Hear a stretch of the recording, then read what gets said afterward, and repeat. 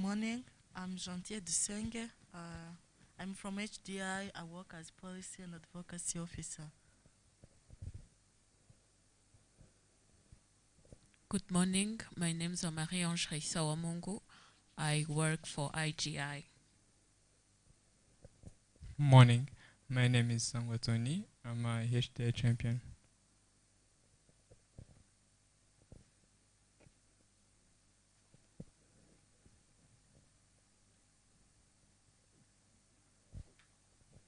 Morning, my name is Buksenge Melin. I'm an HGI champion in SRHR. Good morning, my name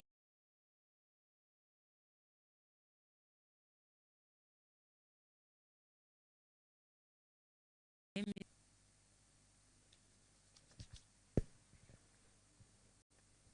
Good morning, I'm Josephine Wamari. I work with Action Aid. Good morning. My name is Ines Rutaisiri Murerwa. I am a news reporter from the New Times Rwanda. Good morning, everyone. My name is Shrishti Mahamani. I work with Liliana Funds in the Netherlands as an SRHR and advocacy advisor. Good morning. My name is Thea Bogertman. I also work for Liliana Foundation in the Netherlands, and we partner with different consortium partners in the Make Way program on intersectionality and SRHR. Thank you.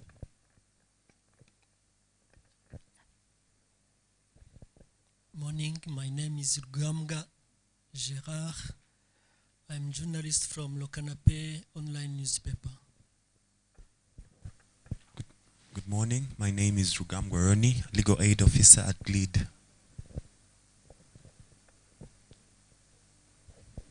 Good morning. My name is Natasha Karangwa, a project coordinator at Generation Rise. Morning. My name is Alain Remezo. I work for FXB Rwanda. Good morning. My name is Gregor Ivan. I'm a student at IPRS Kigali. Good morning. I'm Teta Sharon, a student at the University of Rwanda, Gikondo campus. Morning. My name is Daniel Muire, a project coordinator in IFP. Good morning. My name is Sam Gabujob, a student in University of Kigali. Good morning. My name is Brenda Infura from Nidor.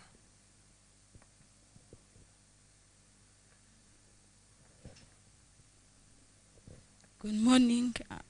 I'm Iradukundaiget. I'm champion. Good morning. My name is Mariela Munyuzangabo. I work for Partners in Health as the Associate Director for Maternal, Newborn, Child and Adolescent Health. Thank you. Good morning. I'm Ameyer Nzaisenga. I'm the Vice President of Medisar. Morning. I'm called Uamaro Karin from Afrian, in the Department of SRHR and Gender Promotion.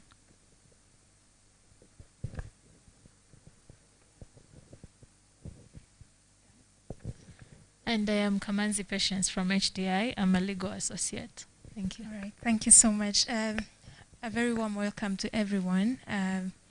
I think the tea break is ready. So as I said, we're going to have some little change into the agenda. So we're going to start with the tea break, and then later we will come and proceed with the agenda. So kindly, if I can ask my colleagues to confirm with me if the tea break is ready. All right. So there are some people who did not introduce themselves here in front, whom I would like also to have the opportunity, and then we proceed with the tea break.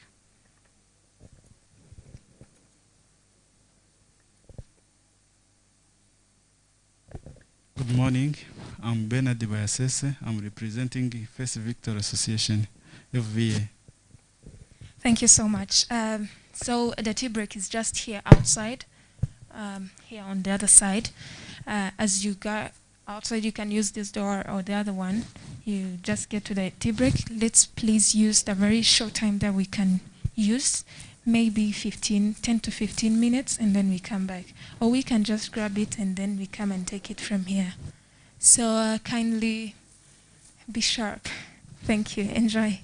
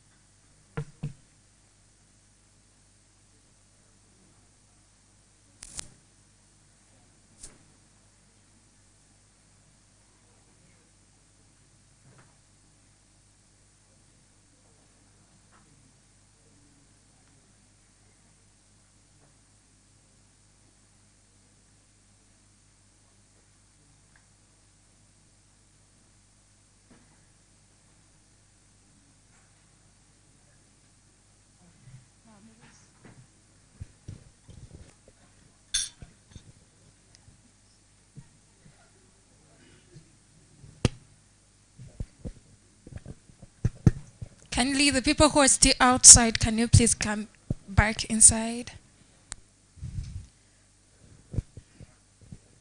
I'm calling people who are still outside to kindly come back inside.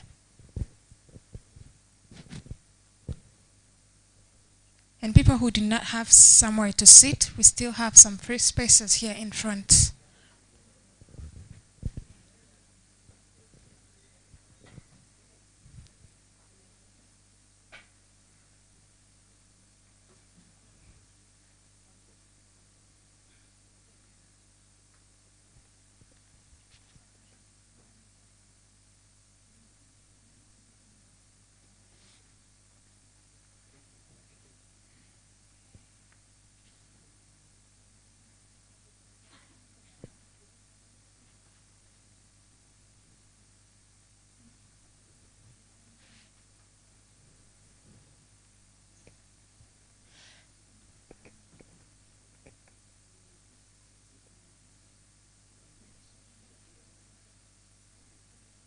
Yeah, you can come and sit here. So, without any further ado, I have some people who did not introduce themselves. Please, I would just like to ask you some apologies as we are running back of time, and then we just kick on with the meeting. Now we're going to start with the introduction and a very warm welcome from Athanase Rukundo, the program director from HDI, Health Development Initiative. And before I give out the microphone, I would like also to give you a very warm welcome. Please make sure that you feel free. Anything you just have to contribute, feel free to do so. And a very warm up clap to Rukundo Athanase as he steps in front. Thank you.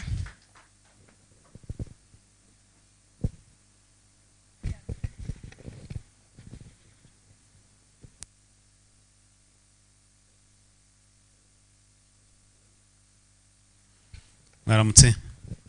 Muraho kuri bamwe. Good morning, everyone. It's a pleasure to be here today.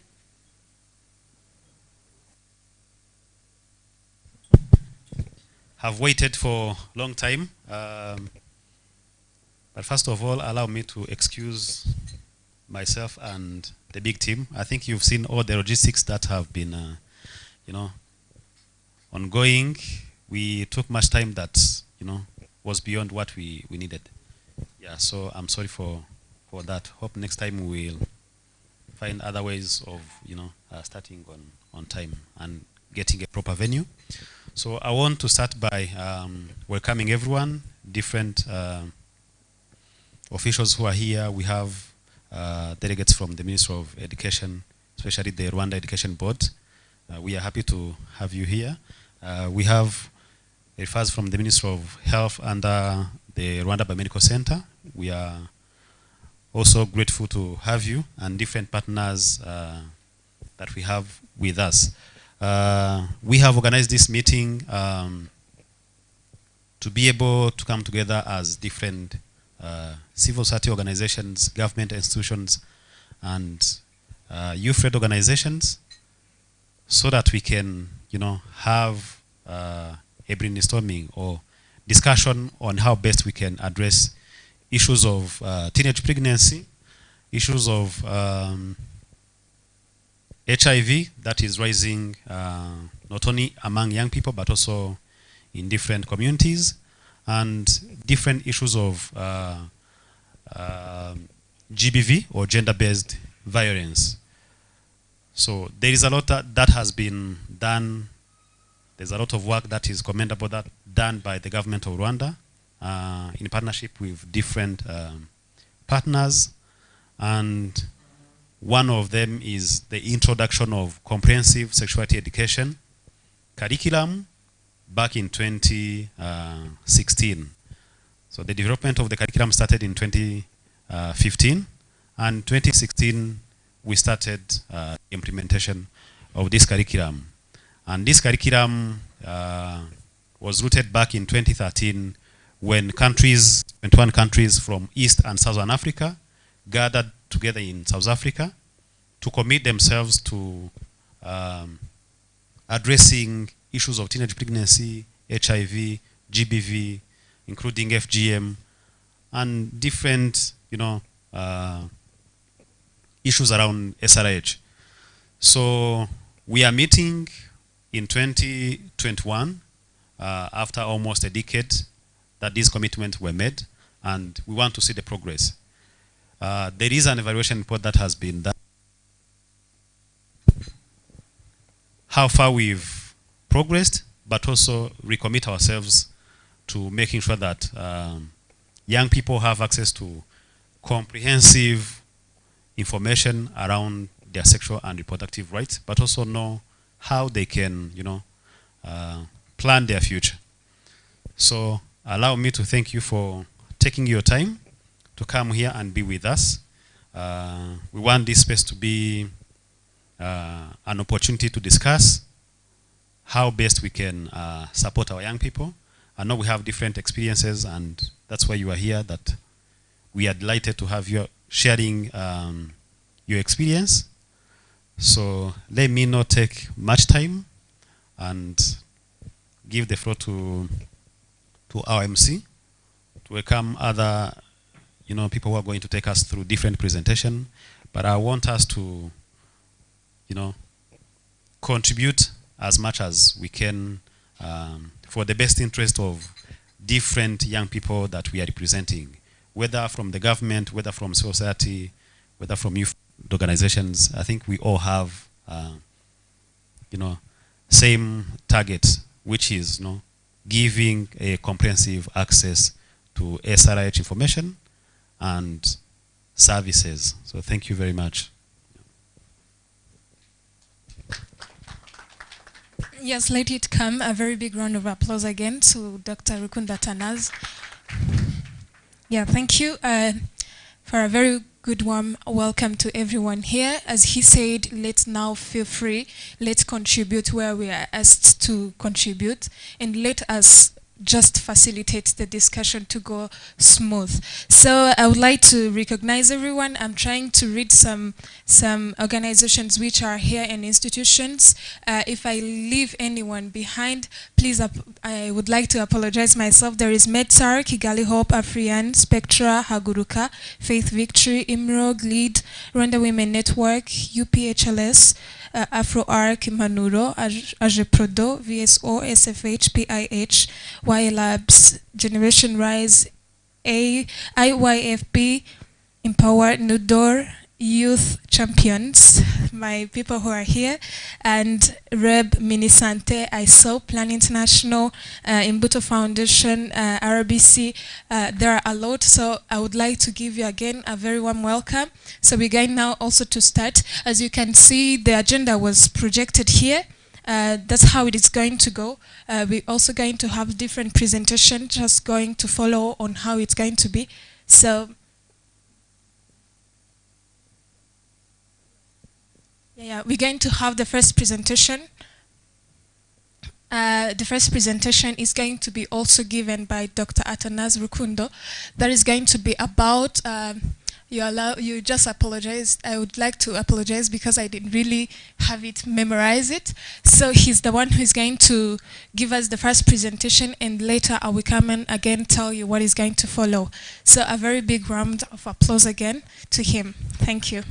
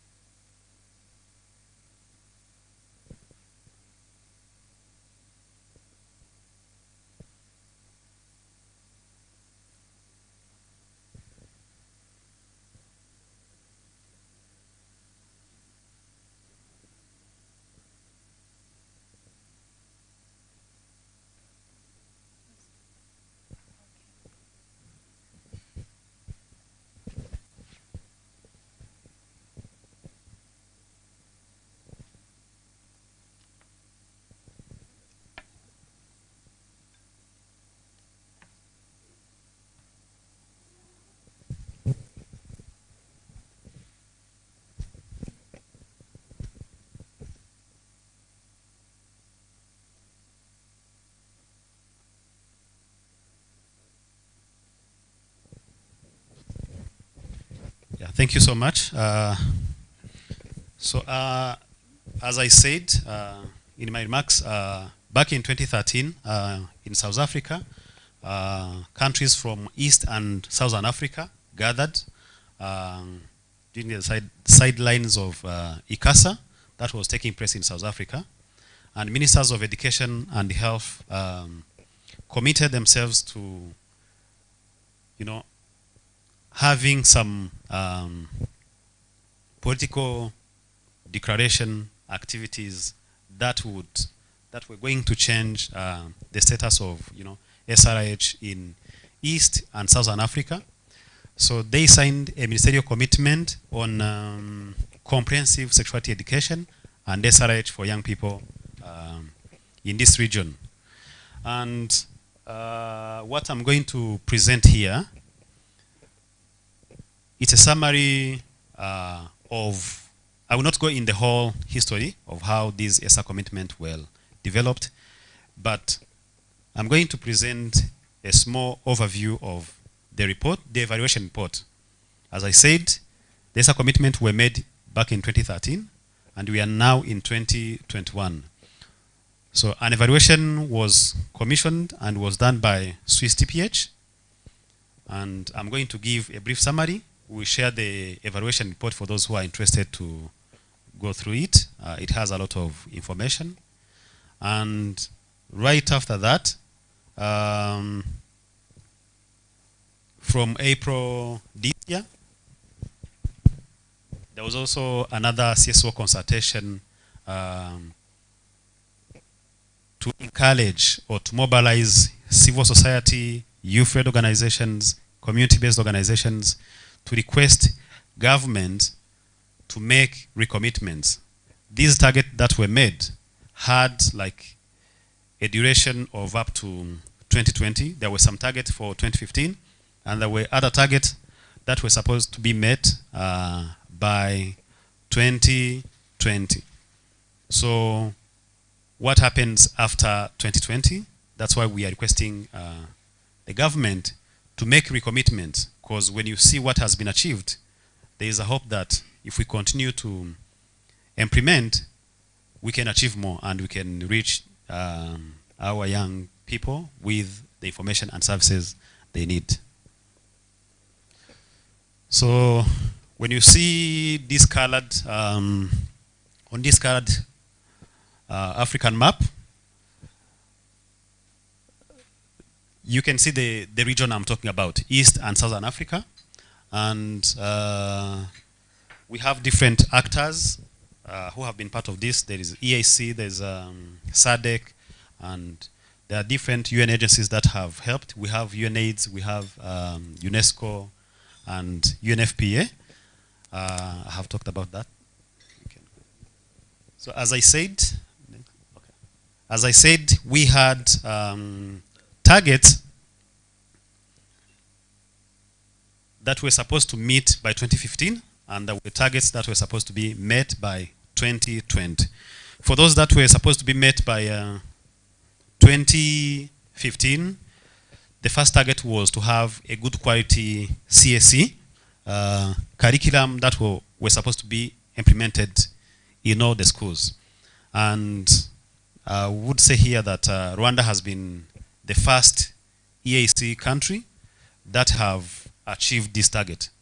We started with a baseline study before the initiation of the curriculum, and I know different people here have participated in this study. The study, one of the interesting facts that was there was that around 62% of young people who were part of the study, they say that they have never had any discussion about sexuality with their parents. And you can imagine, the information they were relying on, either from their peers who might not have the right information, or either from the internet. And what we have on internet, it's a mixture of different things, some of which might be true or not. So in 2015, Rwanda started the development of the curriculum, and 2016 we started the implementation. The second objective was to have a training targeting pre and in-service teachers, but also service providers, but mainly teachers. And there is a lot that has been done, and this was supposed to target, you know, we have teacher training college here in Rwanda, and those are mainly the ones that are targeted, but also those who are teaching CSE. I will not go deeper into CSE because we have the delegate from the Ministry of Education, especially Rwanda Education Board, that is in charge of implementing this curriculum. They will talk more about the curriculum, so I don't want to enter more into the curriculum. The third objective was also to decrease by 50% the number of adolescents who do not have access to comprehensive information. And maybe first we talk more about this, but when you see the trend, we're having, you know, a limited number of, I think at that time we had 60 something. So we see from Erifa's presentation how far we are, whether our young people have access to comprehensive knowledge about HIV, but also other SRHR services. The targets that were supposed to be met by 2020, looking at what has been achieved in HIV, you know, there was this high prevalence of HIV among different groups, including young people. So basing on those achievements, the target wanted to have at least a decline in new HIV infections, especially among young people 10 to 24 years. The target number 5, we wanted to increase to 95% the number of young people who demonstrate comprehensive knowledge of HIV. And the target number 6, we wanted to reduce unintended pregnancy by 75%. For Rwanda here, I know there has been a lot of discussions, you know, some saying the teenage pregnancy is increasing, others saying that maybe there is an increased reporting about these cases, that they have been there. So we see how far we've gone. The target number 7 was around the elimination of gender-based violence, and the target number 8 was around eliminating child marriage. Even though we have, you know, good laws and policies, but we still have some cases of child marriage that may happen. And the target number 9 was to increase the number of schools and teachers, teacher training college that provide CSE by 75%. So how much have we made? Maybe if you take me to the next slide with an illustration. So here, when you, I think it's in small letters, you want to be able to, maybe to see the, yeah, there are different fresh data here, but when you see on Rwanda, we have had a decline in number of new infections among females 15 to 24. We have also had a decline in number of new infections among males. Next. Again, when you look at the percentage of adolescents who demonstrate comprehensive HIV information, again, we have also had an increase.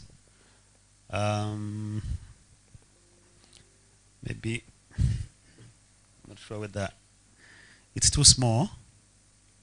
So in 2013, we had 64.6% among women or adolescent girls and young women. And in 2019, we had No, we had 52 in 2013 and then 64 in 2019.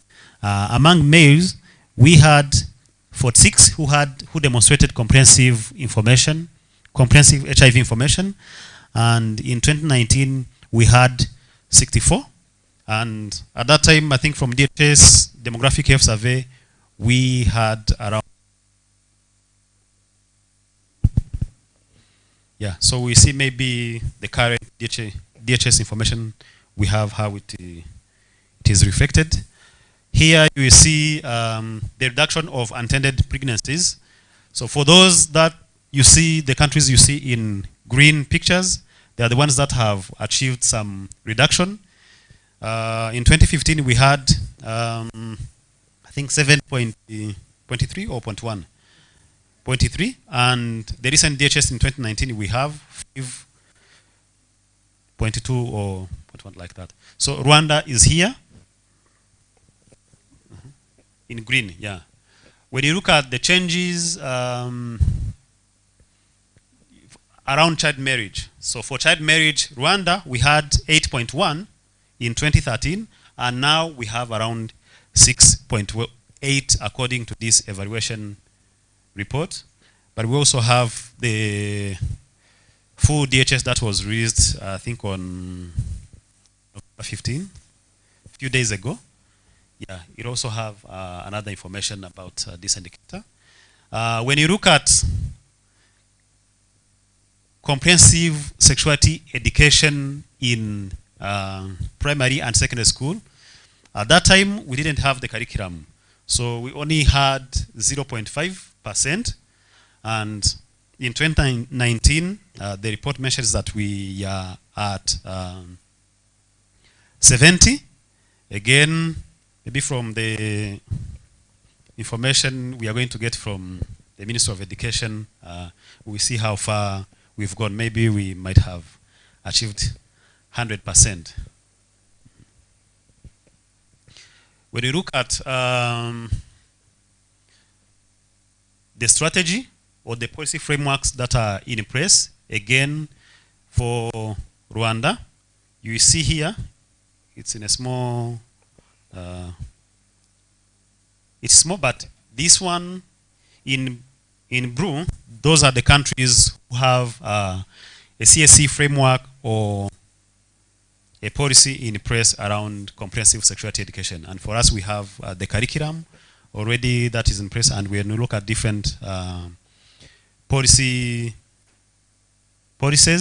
we have CSE. And when we look at gender-based violence, we have Rwanda here. We also have, I think, a number of laws and policies around prevention of GBV, even in schools. This is an indicator showing the training for pre and in-service teachers, those who are teaching or those who are going to become teachers, at least the whole Eastern Southern Africa. Eastern Southern African countries are implementing this, but on different scale. So when we look at the progress we have made, there are still a lot of challenges. We still have a lot of challenges, specifically, I mean, that are specific to each country. But when we look in Rwanda, we still have some laws and policies that might be a barrier for young people to access this information. And one of them is the Human Reproductive Health Law, which prevents young people from accessing services without parental consent.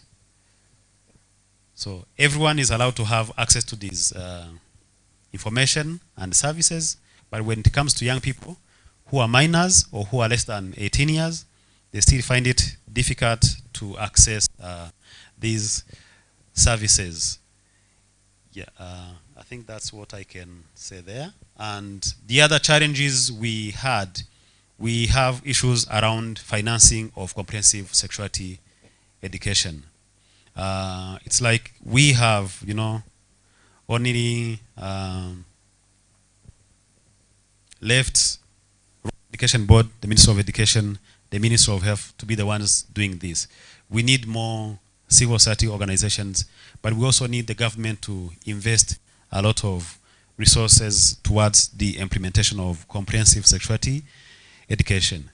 So from the indicators we have seen, we didn't see the indicators or the framework tracking the finances, how much money have been allocated. And when we go to the budgetary hearing in the parliament, I know some civil society here have such initiatives to go in the parliament to advocate for allocation of more finances. We didn't have some line budget showing how much is allocated to CSE. And the fact that for us in Rwanda, CSE is an integrated curriculum, it's also very hard to illustrate how much is going into comprehensive sexuality education. And that makes it hard to track how much is being allocated there. And the other challenge is that in some countries, most of these programs are donor dependent. And it's also, I think, the same case for us. We don't have many donors who are interested, who have been working in this domain, but we need more people to join this domain. We have challenges again around coordination. There are different actors, we have different civil society organizations. At least what I'm sure is that whoever we invited here, they have the work they're doing around either SRH or comprehensive sexuality education. But we don't have that mechanism where we all come together to discuss the challenges, see the progress, but also see the new solutions we can propose. And we find ourselves, everyone implementing, different activities. And it would be better if we have that coordination mechanism, and that would help to know how much maybe we are implementing. If we are meeting, let's say we are around 50 stakeholders here, and we are all concentrated in Kigali, that means we are leaving a very big number of young people unattended. And we also don't have strong investment in MRD systems to be able to, track what we, implementing. Are we progressing well? Are we not progressing? How far are we? How can we change or adapt our the curriculum that we are implementing? And we challenge that these comprehensive sexuality education commitments that were made back in 2013, they are not legally binding. And when they are not legally binding, we only have to rely on political will. And what I can say here, even though we are talking about CSE, what we shows that there is a high political will from the Rwandan leadership or the government of Rwanda. Right after the commitments were made, Rwanda were not part of the countries that have participated. But Rwanda committed to implement every single commitment that was made in that ICASA meeting that was happening in South Africa in 2013. And that shows how political leadership is really very important. So for us here, maybe it's not an issue, but for other countries, it is still a challenge. Again, whatever we are saying, it is for youth, it's for young people. And we still see limited engagement of young people. So there's a need to mobilize different youth-led organizations, and that's why we are bringing different youth-led organizations to participate, because they are the ones to, drive this information and access to services that we are saying. So as I said, from April this year, different society organizations, different stakeholders came together to see or to discuss and see how far we've gone and what we can propose for the new ESA, Commitment on Comprehensive Sexuality Education, and SRH for young people in this region, or East and Southern Africa. And when you look at this presentation, or even if you look at different experiences that you have, we still have a lot of challenges. There are different number of people that have been not really targeted. There are different groups of young people who are still vulnerable or who have compounded vulnerabilities. I would say that even though CSE has been really a very good tool, but the design, I would say that we didn't have intersectional approach, or there is an intersectionality approach that we need to be approaching this CSE with. And here we have some people with disabilities, we have mental health issues that are rising, we have young people who are using drugs. Every time when I arrive here, I mention that the use of drugs among young people, it's something that is really worrisome, and we need to do something. And if we don't have anything planned for them, we still fail a big number of young people. We have refugees. I think Rwanda is one of the countries that have a high number of refugees from other countries, but also how are we reaching out to them? Do we provide the same information like those who are in a formal education sector? So we need to think about all of those young people. And there is a growing opposition. We still have a number of people who feel that providing information and services to young people make them promiscuous, or it pushes them to start maybe sex at an early age, which is not true. Rather, when you give them the right information, they can be able to prevent themselves from having either HIV or having unintended pregnancies. And the good thing we have is that when you look at these sustainable development goals, there is a very big opportunity to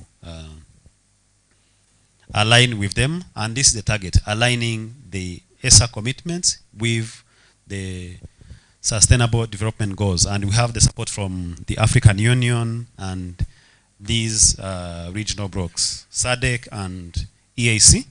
And for those who were with us last few weeks ago, we had a discussion on EAC SRH bill.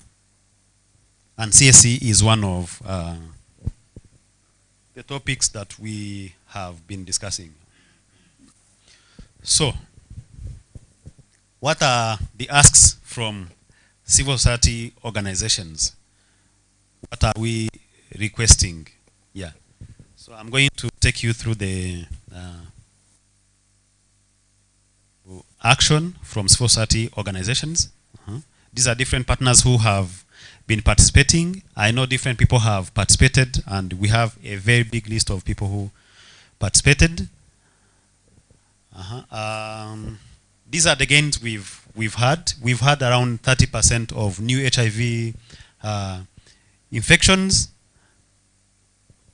that were fewer.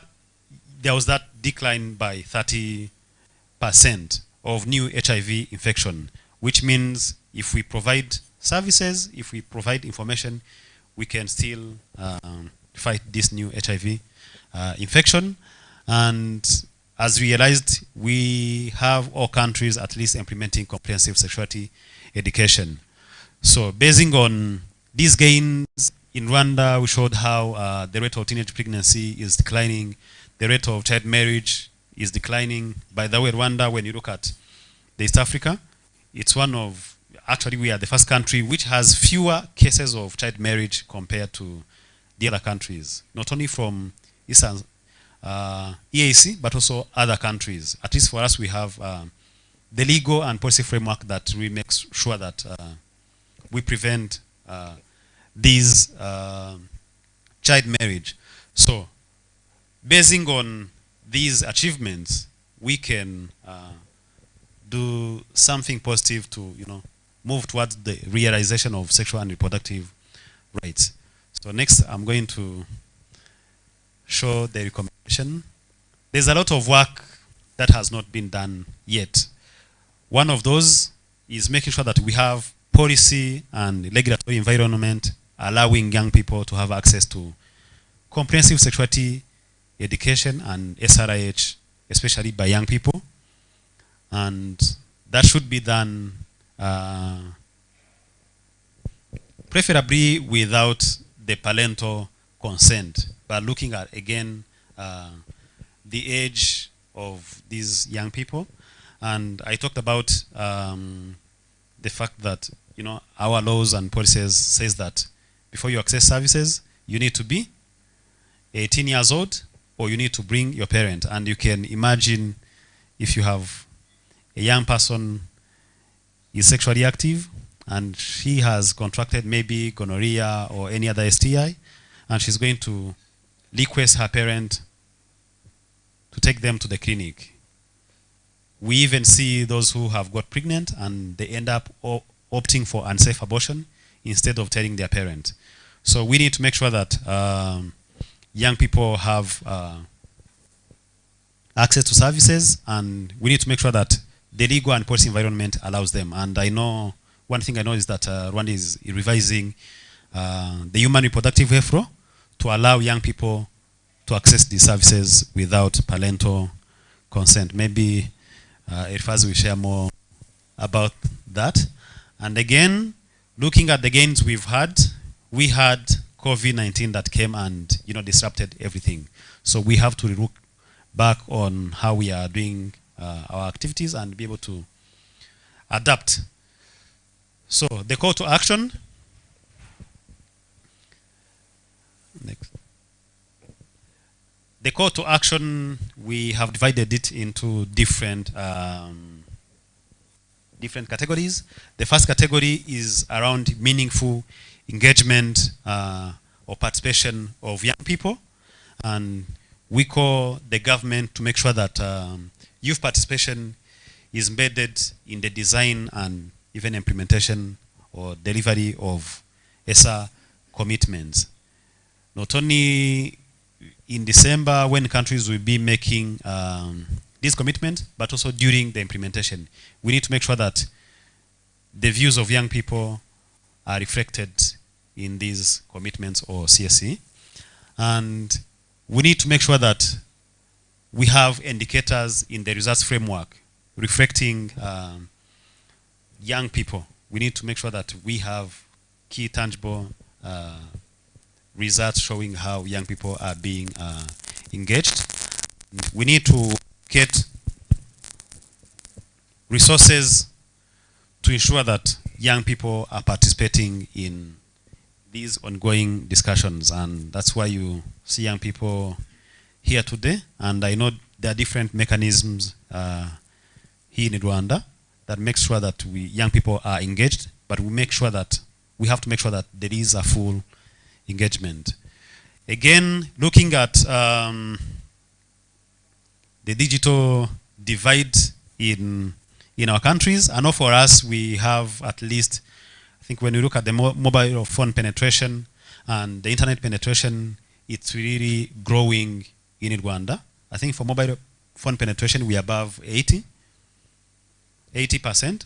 And when you look at maybe the areas, urban areas and rural areas, how that digital divide is really affecting young people. Sometimes we tend to deliver the information using, let's say, YouTube. But you can imagine if I use if I post a content or information on YouTube, maybe young people from, what is the file? Just press here. Maybe Nyamasheke or Nyaruguru Rusizi, Geyeye, you can imagine whether whether they are going to access this information. So we need to really make sure that we don't leave anyone behind. The second categories of recommendation, it's around scaling up scientifically accurate and age-related, but also culturally sensitive interventions. And this has to be for in and out of school youth. We have the curriculum that has been developed for in school in Rwanda. We have it, and we also have the SRH manual that is developed mainly for everyone, for those in school and those out of school. But how do they complement each other, and how do we reach those outside schools? Sometimes efforts might be concentrated in schools, and we may forget those who are out of school. So we need to make sure that those out of school are also part of the process, and they are reached. And you would agree with me that the opposition has been coming from either from the parents or from the religious groups, or those. For us, we don't have traditional leaders, but in other countries they do have traditional leaders and who opposes comprehensive sexuality education. But one of the reasons is that due to the development of these curriculum, there has been a limited engagement of parents. Yet they also still have a role to play in the education of their children. So we need to make sure that there is proper engagement of teachers and parents, civil society organizations, not only during the design, but also during the implementation.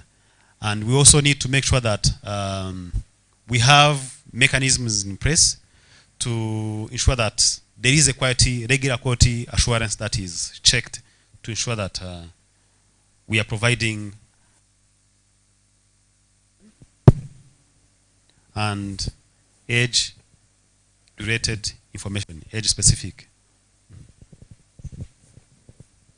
We also have to make sure that there is a universal access to SRH services, and they have to be youth-friendly, not only in prevention, but also in care and treatment. Yeah.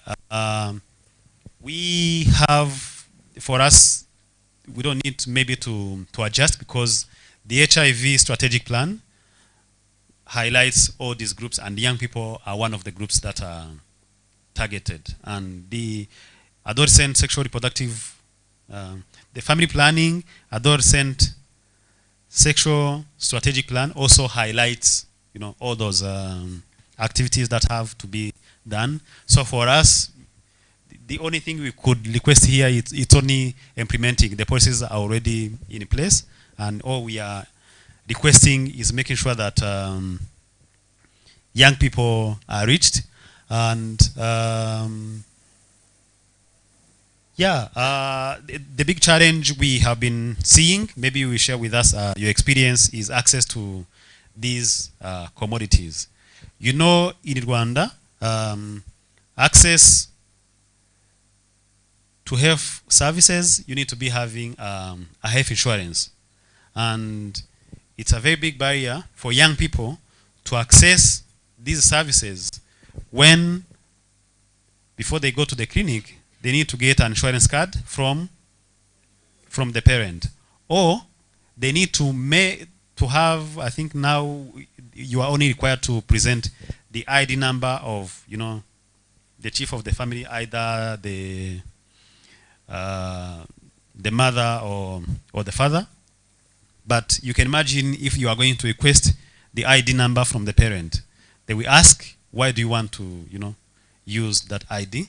So we are proposing that, or we are requesting that these services should be free. If you waive 200 co-payment, 200 Rwandan francs co-payment that they're supposed to pay, I don't think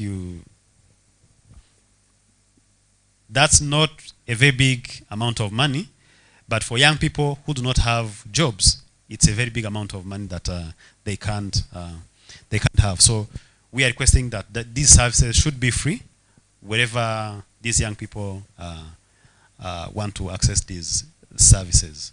Yeah. And the other thing we are also proposing, and for Rwanda, this is also not an issue, we have different scientifically proven intervention that prevent the new HIV infections. And here I want to refer to, there is post-exposure prophylaxis and there is also pre-exposure prophylaxis. And the good thing is that Rwanda has included adolescent girls and young women among groups that can have access to these commodities free of charge. So again, here for Rwanda, I think it's not an issue because we've already started doing this. Maybe the only thing we are remaining with is how we scale it. We scale it up to, you know, all young people who are sexually active. I think we agree that you will agree with me that young people are sexually active. Whether you agree with it or not, they are sexually active. So we need to make sure that if they opt for sex, we have to make sure that at least they are protected. They can't get HIV and they cannot get pregnant. Yeah. The other category of recommendation is about having a supportive and enabling environment, policy environment. So again, for us here, the only thing we are requesting is making sure that young people have access to these information and services regardless of, I was going to say that, regardless of the age, but it has to be age appropriate. But at least we have a high number of young people who are sexually active, who are not having access to this information simply because they didn't bring their parent. So we need to make sure that all these legal and policy barriers are, you know, alleviated for young people to access services. And something else, again, we are doing for those girls who have become pregnant, we already have mechanism to support them stay in school and until they give birth. Once they give birth, they are given time to, you know, like a maternity leave, and they are also allowed to come back to school. So what we are requesting again is making sure that this process is really very well streamlined in schools, so that no one is, you know, prevented from you know, attending classes because either she's pregnant or because she has given birth. And we also commend the work done by the Ministry of Education. I think during COVID, we have had some schools that will have, you know, having a mandatory testing for those students who are going back to school. And the fact that the Ministry of Education made it clear that no school should impose this mandatory testing, pregnancy testing, was also a very big contribution, and that we are calling for the government of Rwanda to continue doing. The other recommendations is also around the funding of comprehensive sexuality education.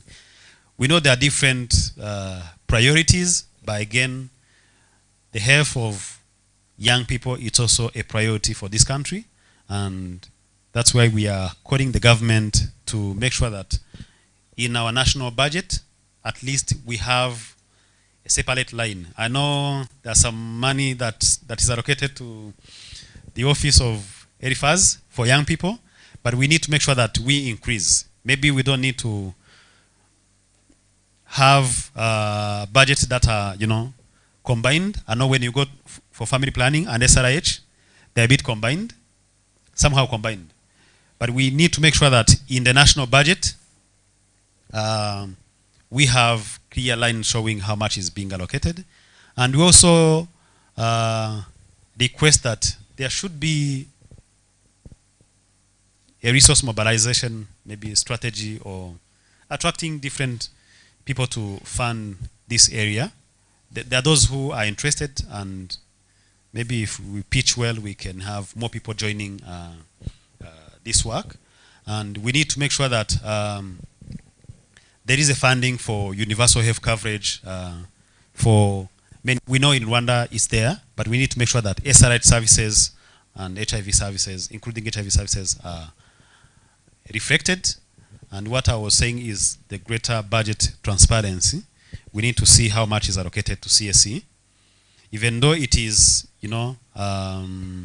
integrated, even though CSE is integrated in other lessons, but we need to see how much is allocated to CSE. And that's where maybe those who want to provide more funding can also base, yeah.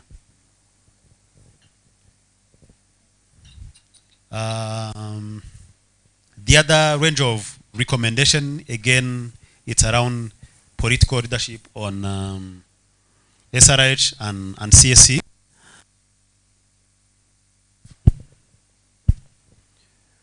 We have different groups that have been, that have been left out, but we need to make sure that we have parents, we have teachers, we have parliamentarians, we have religious leaders, and for countries who have traditional leaders, for us, I don't think we have traditional leaders, but we need to make sure that we engage parents. Parents are, resistant because they haven't, been fully engaged. I don't think we have a parent who wish to see their children pregnant or HIV positive. Everyone wish their children to be healthy and be able to achieve, their academics. So if we give them the right information, and maybe if EFAS doesn't manage to cover that, but I'm sure he's going to talk about it. But according to the recent demographic health survey and different surveys that have been done, it shows that young people who have gone to school, the HIV prevalence is less than those who have any education. So which means that if we give them the right information, maybe I will get the percentages and give them to you. But if we give them the right information, we are helping them to, prevent these HIV infections and unintended pregnancies. Yeah.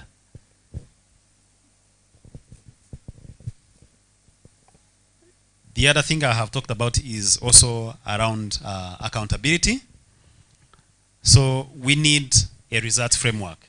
We have been, every time we've been saying how many children, like when you look at, maybe the Minister of Education might be doing that. I'm not aware. But we don't know how many students have been provided this information on CSE. How many students have, maybe become pregnant while they're in school. I know they are doing it. But if we do have a results framework that is capturing all these indicators, it can help us to, know how we can design our programs and how best we can support the Minister of Education, Minister of Health, Minister of Gender, Youth. We have all those stakeholders who need really to come together and do something about CSE. And we need to have quantitative data looking at the enrollment we have in schools, the students we have. Maybe we need to have targets of how many students we need to reach. And we need to have the disaggregation of this data, girls, boys.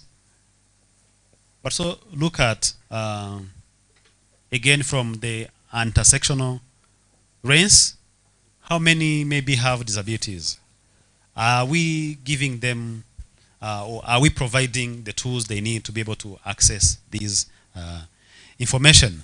And lastly, we need to improve on coordination. We need to have all these stakeholders coming together on a regular basis, maybe a quarterly meetings. I know under Rwanda Biomedical Center, we have a technical working group of SRHR, but we also need to see the Ministry of Education participating. We need to have all their CSE master trainers participating, because they are the ones giving the trainings to their fellow teachers, and they are the ones, living with these students on a regular basis. So we need to know what is happening there, and we need to see how we can support each other. We have civil society, all those who are here, they work in SRH and comprehensive sexuality education, and they are working in some selected schools. And we need to make sure that there is proper collaboration and coordination of different stakeholders who are working on this. Yeah, I think this is the end of my presentation.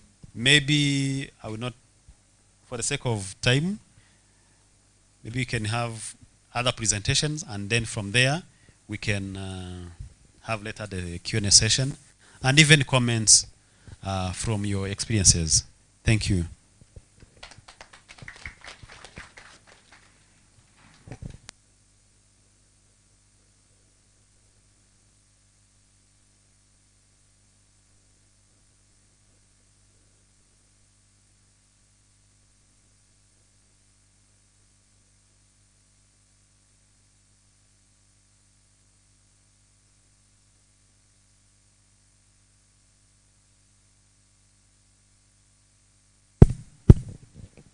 All right, another big round of applause to Dr. Atanas for a very insightful presentation.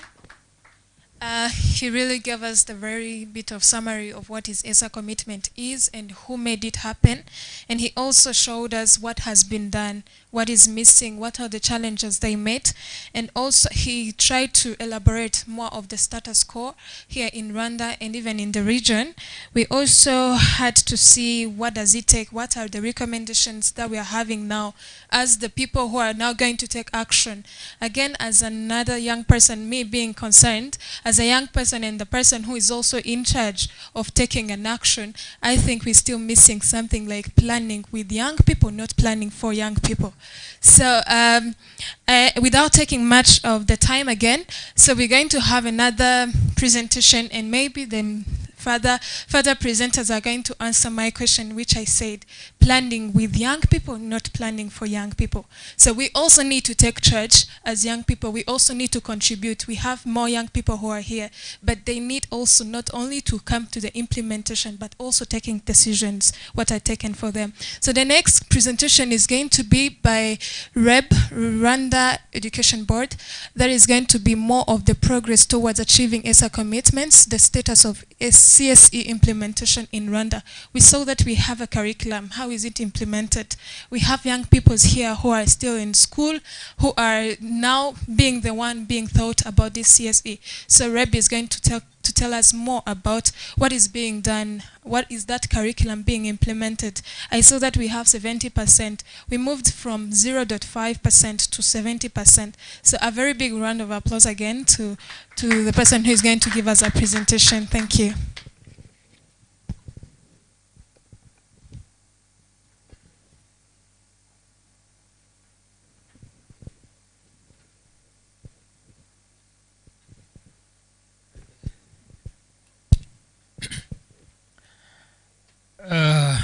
The organizers,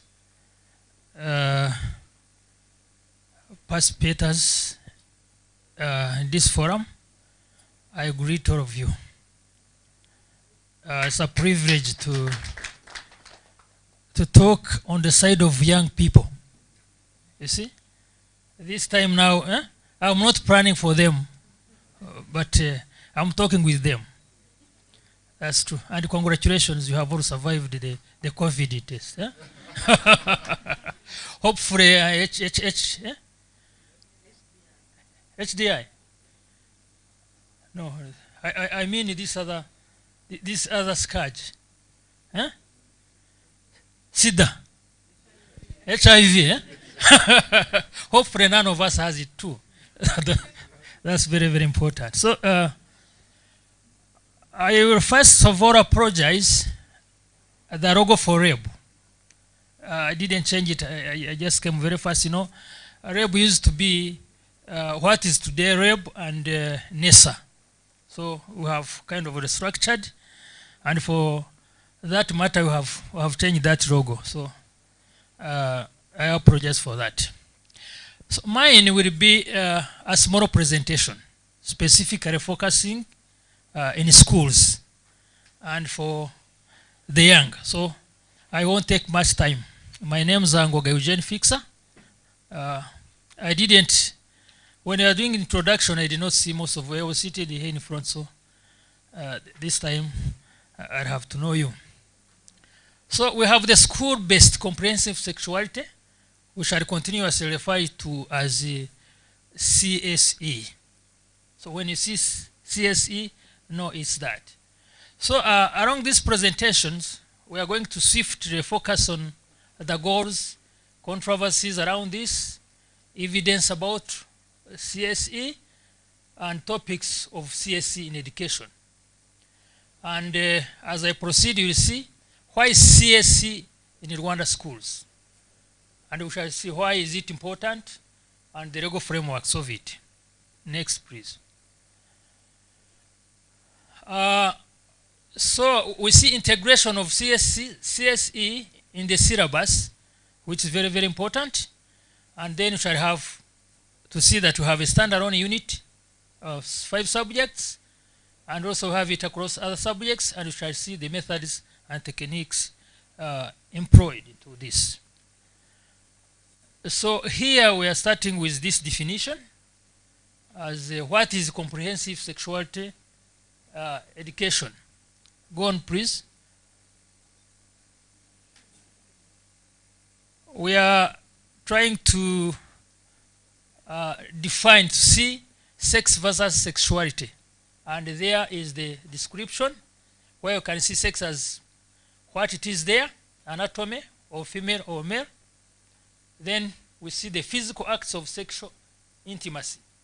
Whereas sexuality is a significant aspect of a person's life from birth to death, consisting of many interrelated factors including anatomy, growth and development, gender, relationship, behaviors, attitudes, values, self-esteem, sexual health, reproduction, and more. So it's quite broad. It is quite,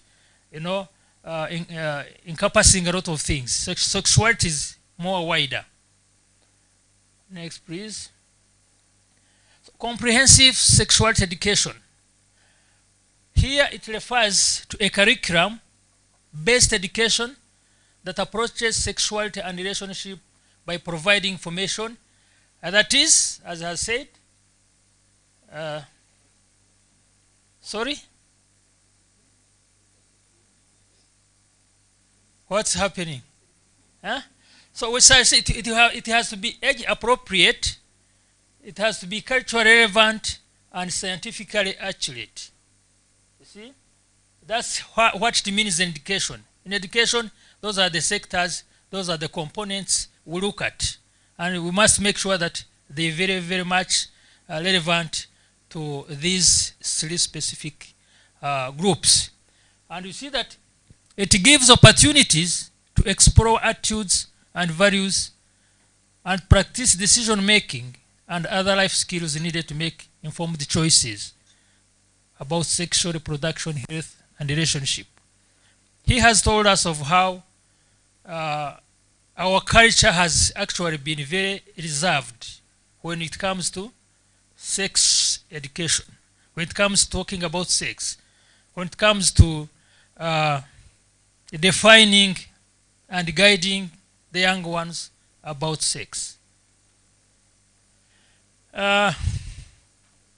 So he has explained, Doctor, in his previous presentation, we can see that this sex education can help learners take advantage of education and other opportunities that impact their lifelong well-being.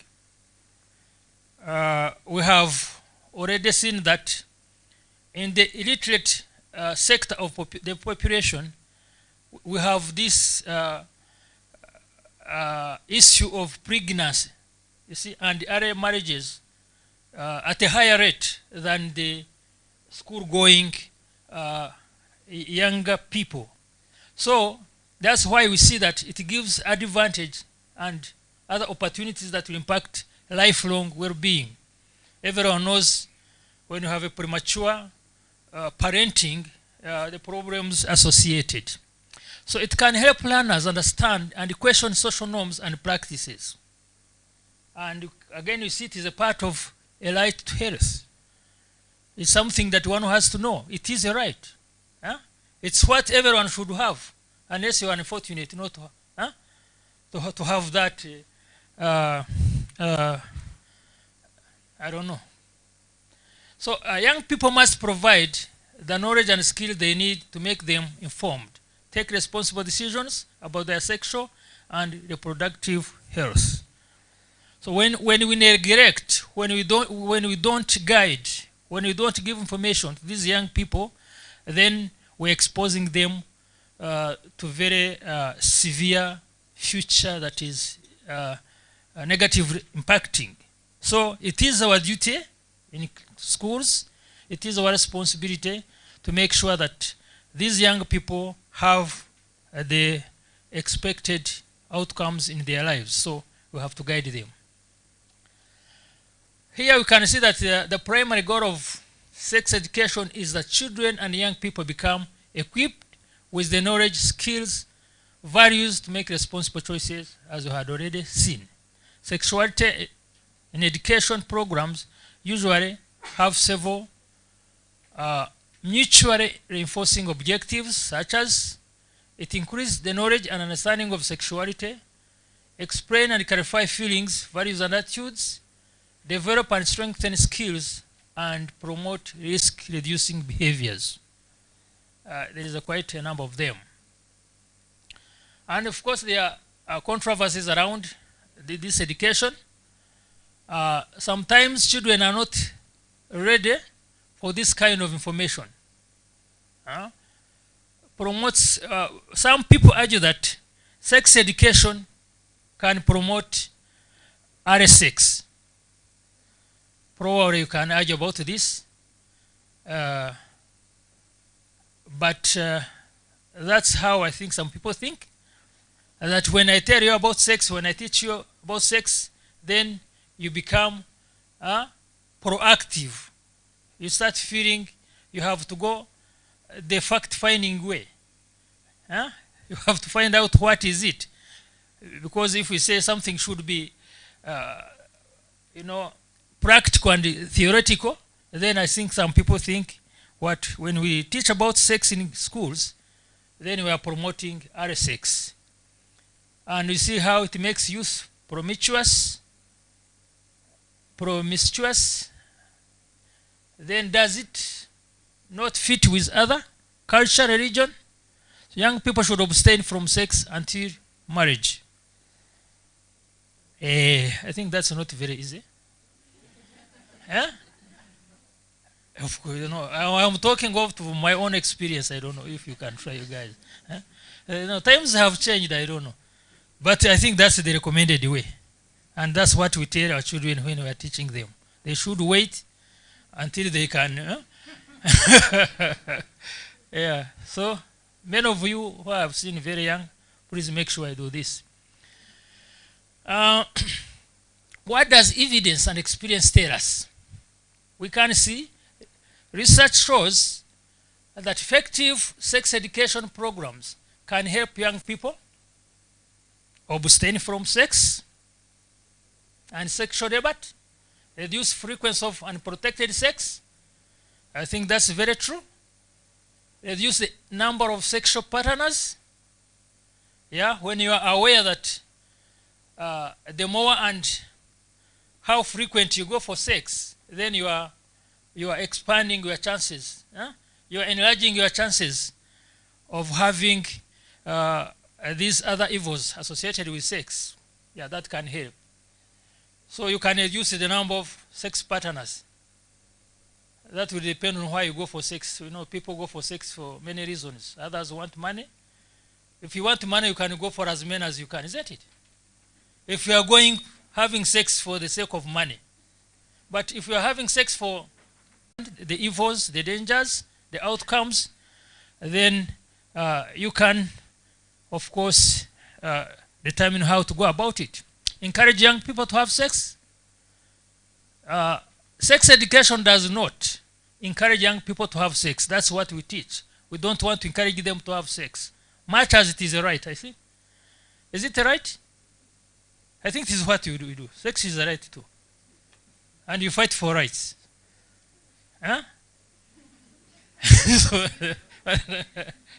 why should you? Why should you control someone having... Okay, but that's what we say in schools. That's what we teach. We don't encourage young people to have sex. Undermine parents or the authority of families. Does not do that. Does not disregard values and morals. Does not teach young people how to have sex or take away their innocence. You see, that's somehow entry. Does not teach young people how to have sex or take away their innocence. Is that clear? Huh? Why shouldn't we teach them how to have sex? If you are teaching them to put on condoms, what are we doing? Aren't we contradicting ourselves now? If I say when you go for sex, make sure you have a condom, then I'm teaching you. Okay? But we do not teach them how to have sex because I think it must be a very broad lesson. People don't have sex the same way. So imagine if you gave yourself the task of teaching. It can be very tedious. So does not disregard abstinence as an option. That also is tricky. We teach them if you can't. But we do. We do teach that one. So for an abstinence until marriage is approached and perpetuate myth, all those are there. Next. So we can see the topics covered when we are teaching comprehensive sex education. We cover these areas. Yes, next, sir. And now we are looking at the relevancy of comprehensive sex education in schools and in Rwandan schools. Why should we really, of all the subjects, of all the compact syllabus, of all the many hours that you have to dedicate other lessons, why do we have to include this? So you can see the reasons. One is that around 62% of Rwandans below 25 years and 40, 1%, 15, around that years. So many of them are young. Two, younger people have limited access to sexual and reproductive health information services. We have seen that parents are not actually very enthusiastic to talk about sex to their children. Haven't you gone very fast? Yes. So we can see more than 90% of adults of Rwanda agree that children 12 to 14 should be taught about condoms for HIV prevention. Is that okay? Do we accept that 2014 children of the quantitative figures of how sexual activities is being monitored? You see, sexual activity is around 18 to 19 boys, 23.6% girls, 28 these boys. Teenage pregnancy is that much. You see?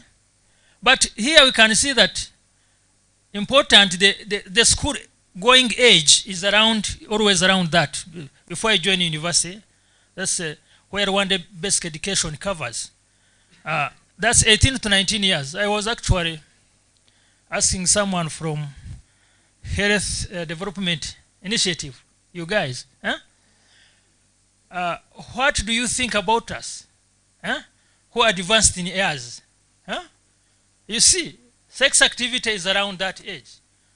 So when you're advanced in years like me, the graph what goes down. Yes. So what should you do, guys, to make us at least we keep flat somewhere? So it is right also. I think we should. So you should engage in some research to find a solution to this. People should. You can't simply sit down and let us diminish. So kindly do that. But you see, childbearing age is that, marriage by age 18, 14, age at first, all those figures, maybe you can have them later. Next, please.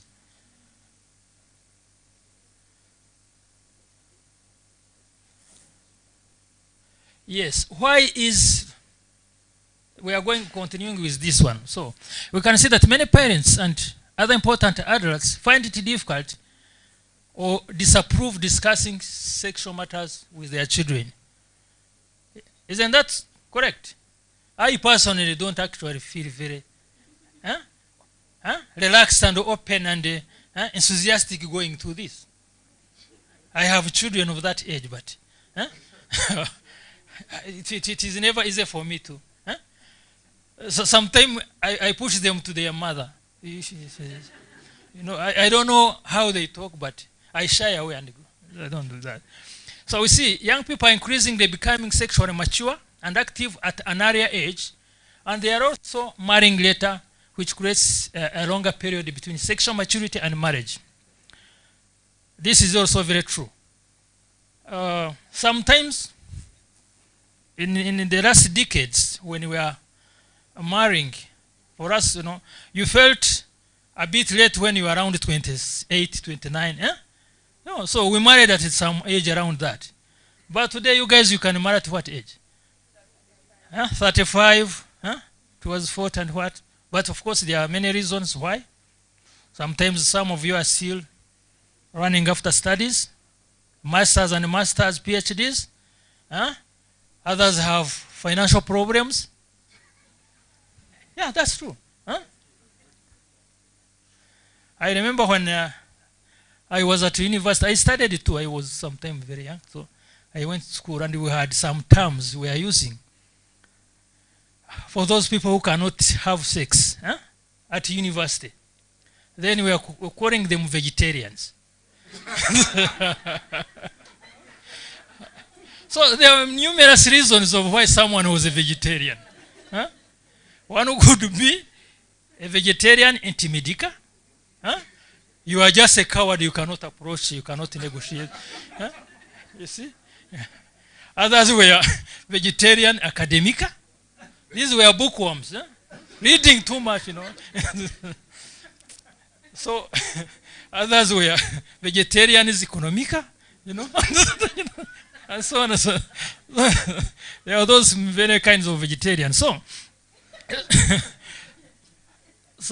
see, we have this age problem now. So this makes us having very many people who are sexually active and who cannot go into legal marriages.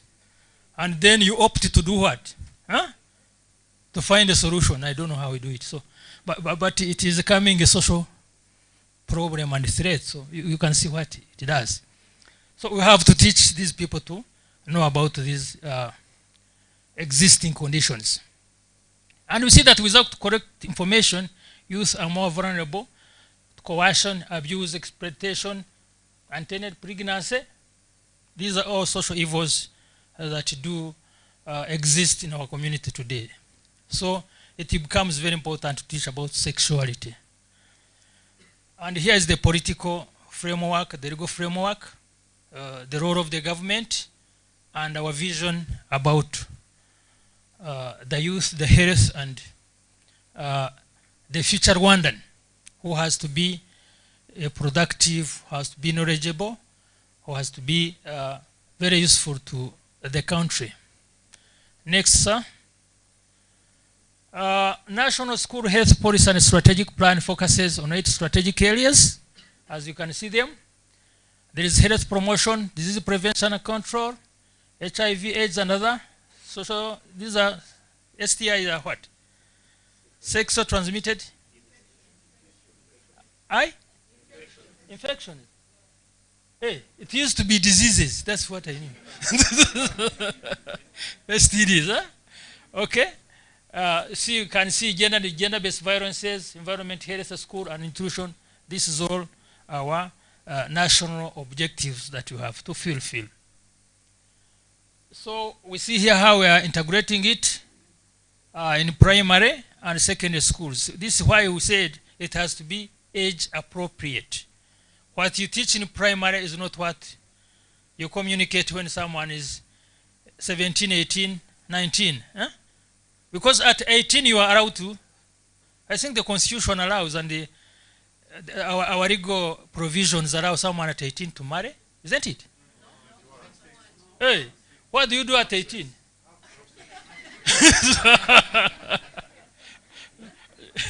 It's very common under 18 also. It's a very big thing. When you go for the under 18, that's your problem.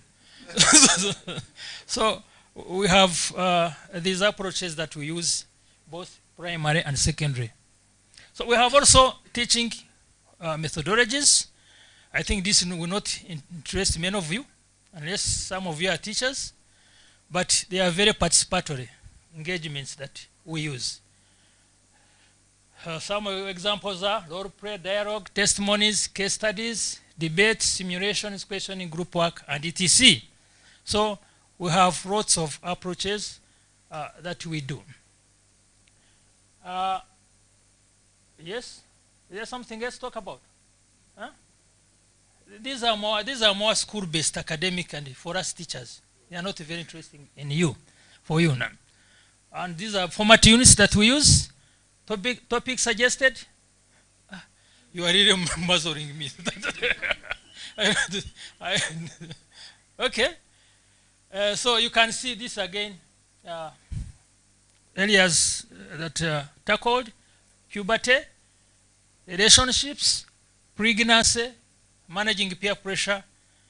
I'm rushing about this, but I think you know. You know what peer pressure is. Eh? And when it comes to sex, you see, I gave you an example of those economicals and academicals. Those are pressure groups. Eh? They could really monitor you. And if you are not, helping yourself with something, then you are given a sector. So those are peer group, pressure groups. Why don't you do this? Why don't you do this? So it should be intimidica. So these are how we train. Trainings at all district levels, and challenges and plans. We are having that. Next, sir. Okay. Thank me. So I have some other small thing to communicate, because the question was, what progress have we made? What are we proud of? What can we make? It's a very, very summarized PowerPoint. Don't get fed up with my name. So, but it comes now. You can read it. Huh? That's it. So, yeah. So you can bear with it, but this is the progress in summary that we have made. We can see that immediately Rwanda entered this arrangement. Just after 1 year, Rwanda managed to have a curriculum on comprehensive sexual education. You said we are the first. I don't know whether you captured that. So you can imagine just after 1 year to have a curriculum. Yeah, that's very, very good. You see, introduction into Rwandan curriculum of 2016, and this has been implemented in all public, primary, and secondary schools. And it generally covers what you have seen just in the previous slideshow.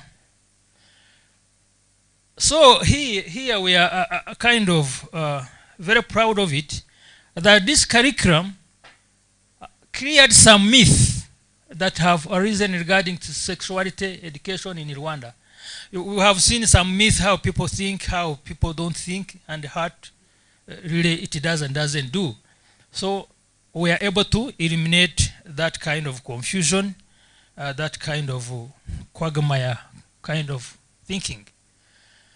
And here we have come, I think it will be you guys. Since then, according to activists and civil society organizations, there has been significant positive impact as of up to this date. I think you are the civil society and you are the, huh? So you assessed us. We don't simply come with figures. We don't come to say this from our own mouth only, but you have done it yourself and came out with this very interesting and good report. And you can see the trainings we have done. We have simply tried to show the figures, but the essence of it is that we have trained enough teachers, we are training enough, and you have even produced books and manuals that assist these teachers. This you have done, of course, in partnership with those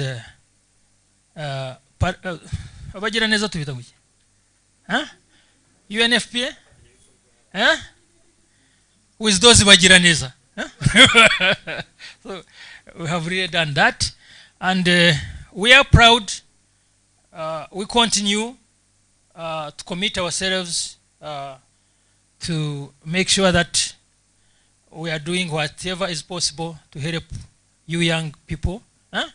But even the older people, we are helping you. Once we help young people, we are helping the parents too. We are helping the country. So Rwanda Education Board, Rwanda Basic Education Board. This time we are basic. I heard you have other many questions. For us, we are dealing with basic education. So that's what is REP. And we have some challenges, of course.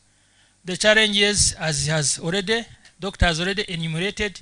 So we don't have a standalone problem when it comes to financing, when it comes to monitoring, assessment. We have done that, but you have monitored. We have not yet been able to monitor as REP. So we still hold that as a very, very big challenge. I thank you.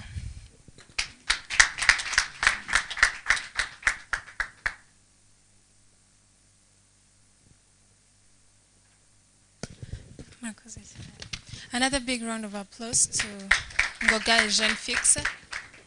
Thank you so much. I myself, I thank you.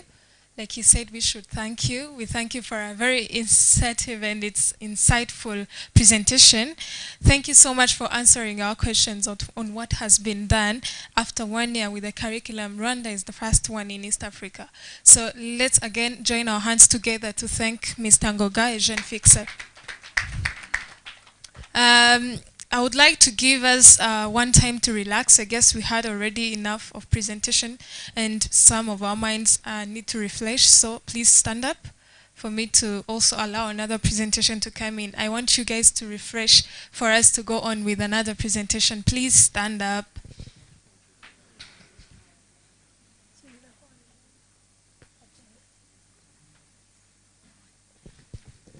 So, as I can see, everyone has a neighbor they are sitting together. So turn around to your neighbor. Some of them did not ask them, some of them actually did not even have the opportunity to say their names, or they already did, but you are going to play this small game of 5 whys. 5 whys. Why? It's WHY. So why of asking, why did you do this? Why? So we're going to ask 5 consecutive questions. You are asking your neighbor, maybe, why did you come for the meeting today? And then the person is going to answer, maybe because I wanted to learn more on what is being done around CSE. And again, you also ask another why. So you do it 5 times. Do you understand? So you can do it in any language that you understand. You can also ask in Kinyarwanda kubera iki. So why? You know? So ugiye kubaza mugenzi wawe kubera iki waje uyu munsi. Then mugenzi wawe aragusubiza ikibazo runaka. Ushobora kumubaza ikibazo gitandukanye. I'm just giving you an example. Umaze igisubizo ari buguhereze, then uramubwira nanone kubera iki. So ubimubaze inshuro 5 zikurikiranye. So please go on. We have only 5 minutes for us to network. It depends. It depends. For them, I would actually advise ladies first.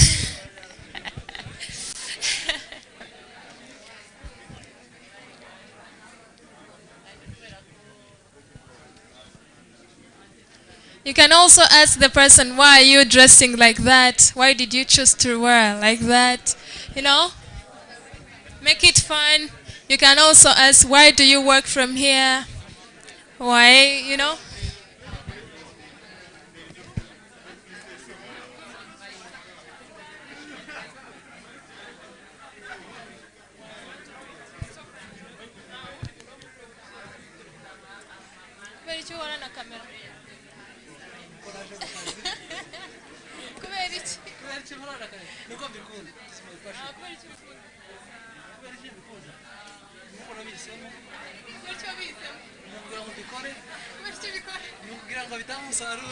Okay, well done.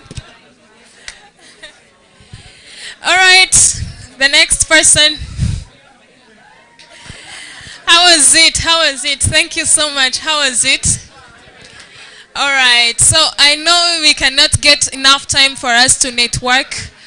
It's always that we are running behind the time, so I enjoyed the person I asked the person behind the camera, and then I asked him, why are you always with the camera? He said, it's my passion, I like it. So why do you like it? Because I chose to do it. So, you know, it is very interesting. So I'm very happy that you could also learn from the person you're sitting with or standing with. It's always an opportunity to network. So when you network, when you get to know a person, that's when you can also meet the person who can also make you change or achieve your dreams. So as we go to another presentation, we're going to have a presentation on the progress towards the universal health access to SRH information and service in Rwanda, achievements, challenges, and opportunities. We're still going to see what is being done and what is the progress, what is already in place and what has to be done. What are the challenges we met and what are the solutions that we need to have. So a very big round of applause to Mr. Eifaz, who's going to give us the presentation around that topic. Thank you.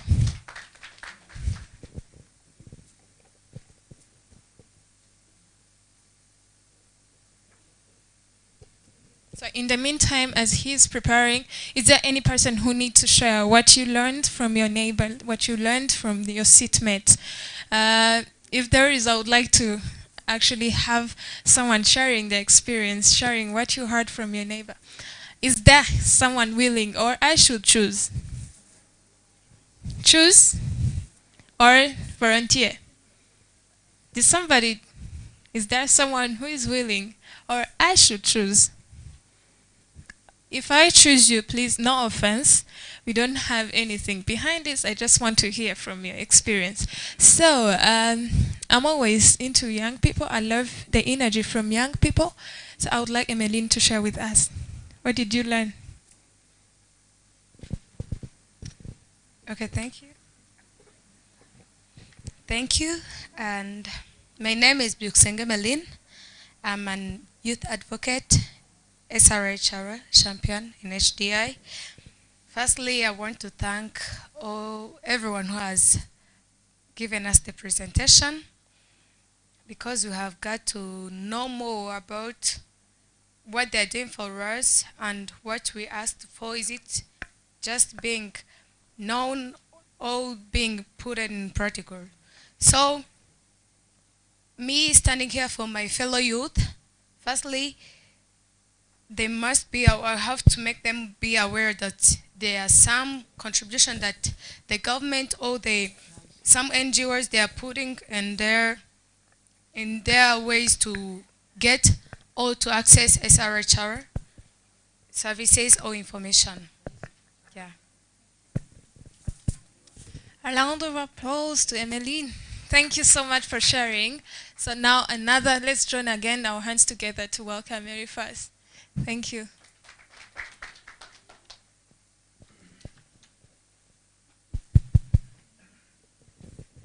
Thank you, the moderator. Good morning, all of you. My name is Karamaje Elifaz. Working for RBC, is in charge of adolescent sexual reproductive health.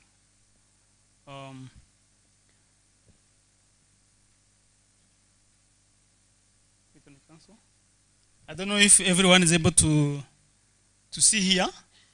For those who are far away, I'm going to present about the progress toward universal access to sexual reproductive health information and service in Rwanda.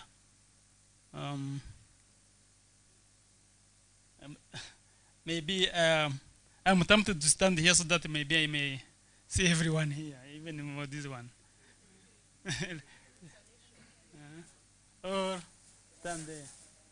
Okay, good. Maybe this one is going to help me. Here, okay. If I want to move around, this space is enough for me. You see these good pictures? They are showing the young people for the picture on the light. They have come for youth, sexual reproductive health services at the health center. Here it is in a certain youth corner in a certain health center. If I remember where it is in Ngorororo district. The other one, so it is a picture of showing how to provide sexual reproductive health information using digital tools. This is the aim for reproductive health. It is a digital tools that is used to provide sexual reproductive health information for young people. Next. So this is the outline. Next.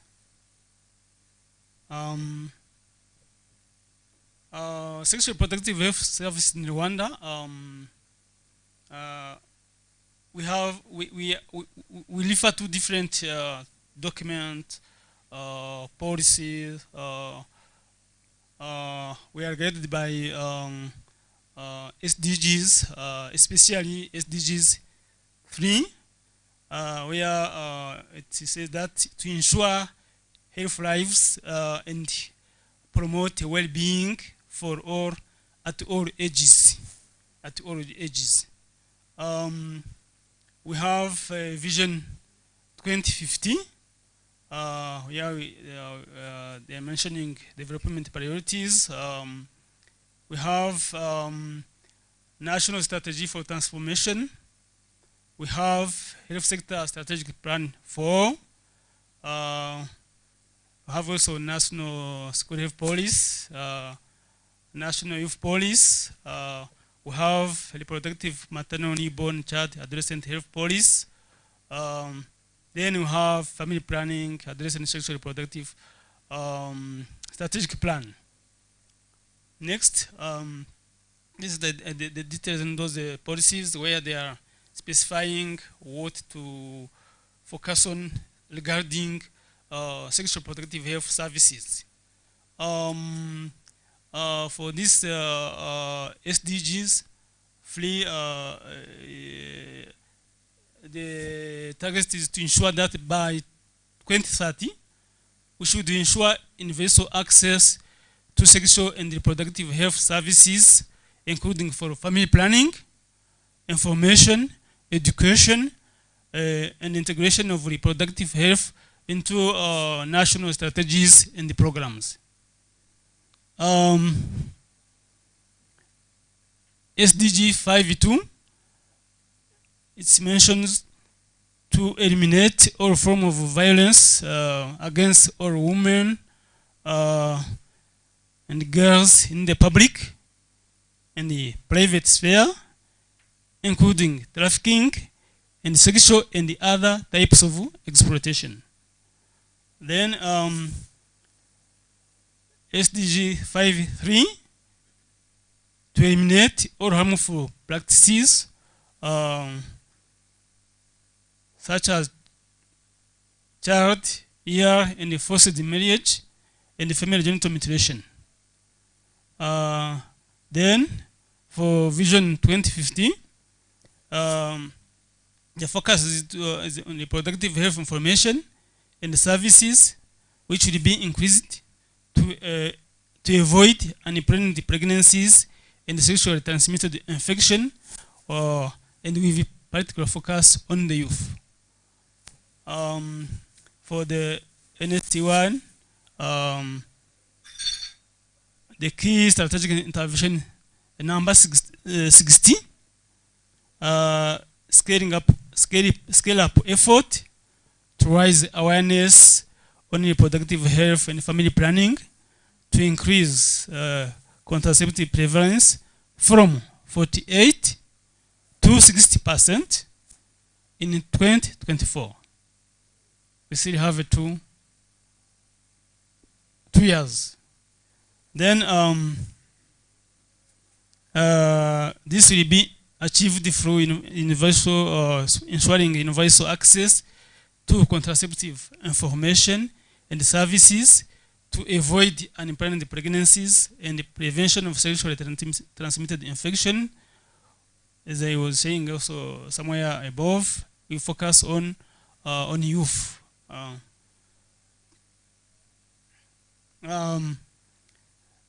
The linkage with global and national policies, the continuation of the previous slide.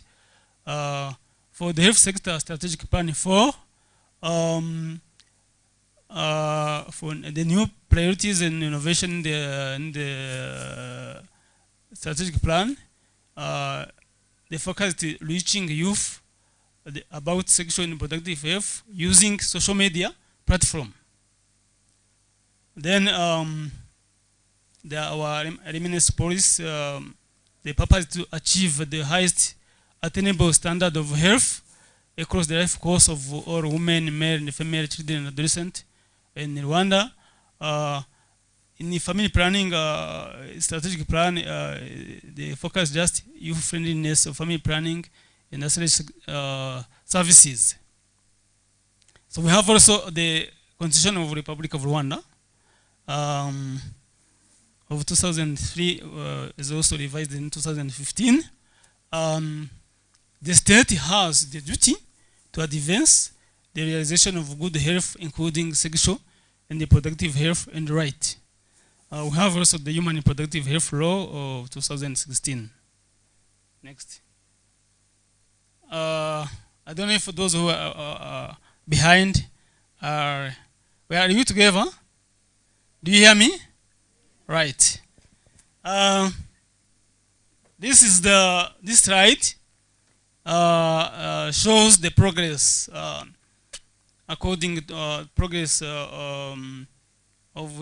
to health sector strategic planning 4 and the family planning SRHR strategic plan. These outcome indicators, we have the modern contraceptive prevalence rate. We had the baseline of 48.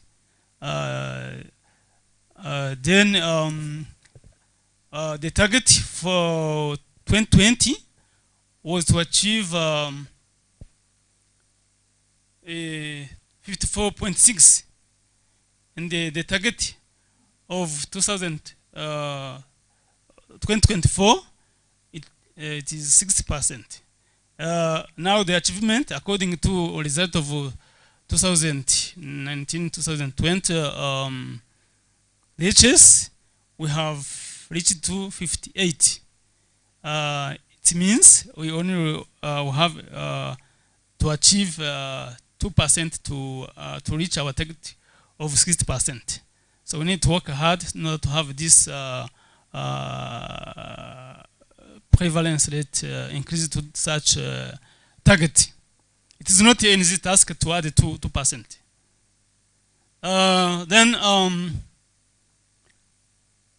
For the unmet need for family planning, so it means for those who express the need of spacing or limiting childbearing, but they don't have access to services. We had 19% as the baseline. Then the target to have 17 in 2020 and 15 in 2024, and already we have achieved the target. We are at 14%. So we have reached our target.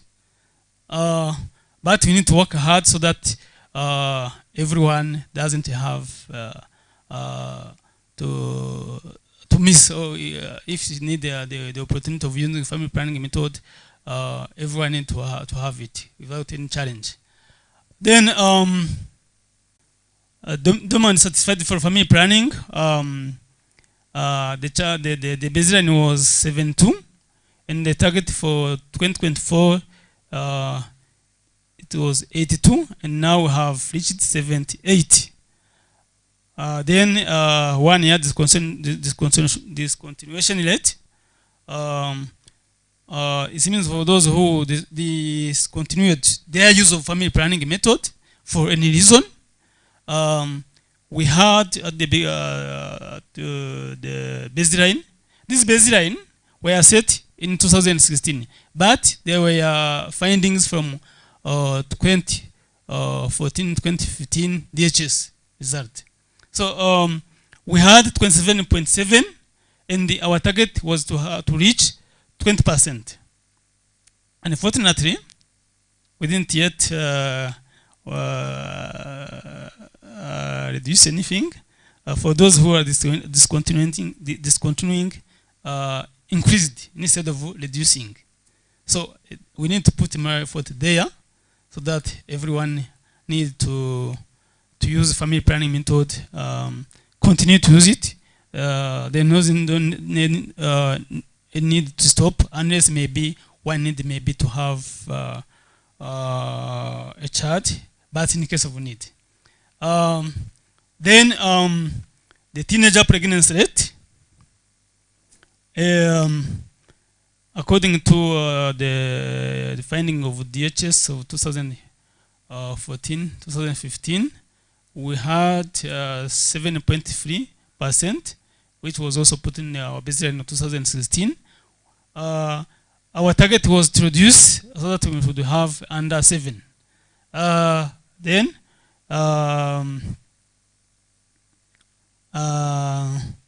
we had for our achievement during according to the result of DHS of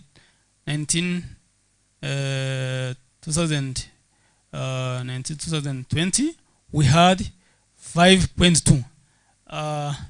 You need to clap for your achievement. It was not easy to reduce 2%. So, but we still have many things to do toward 0 teenager pregnancy, because we don't need to have our teen struggling with child pregnancy when they are not ready, when they need to prepare for their life, to have a decent life. We need to help them, whatever means we use. Let's put our effort so that we can help them. Next, this other sexual protective health achievement, according also to DHS, last DHS result. Current marital status, 51% of women and 49% of men in the age group of 15 to 49 are currently in union.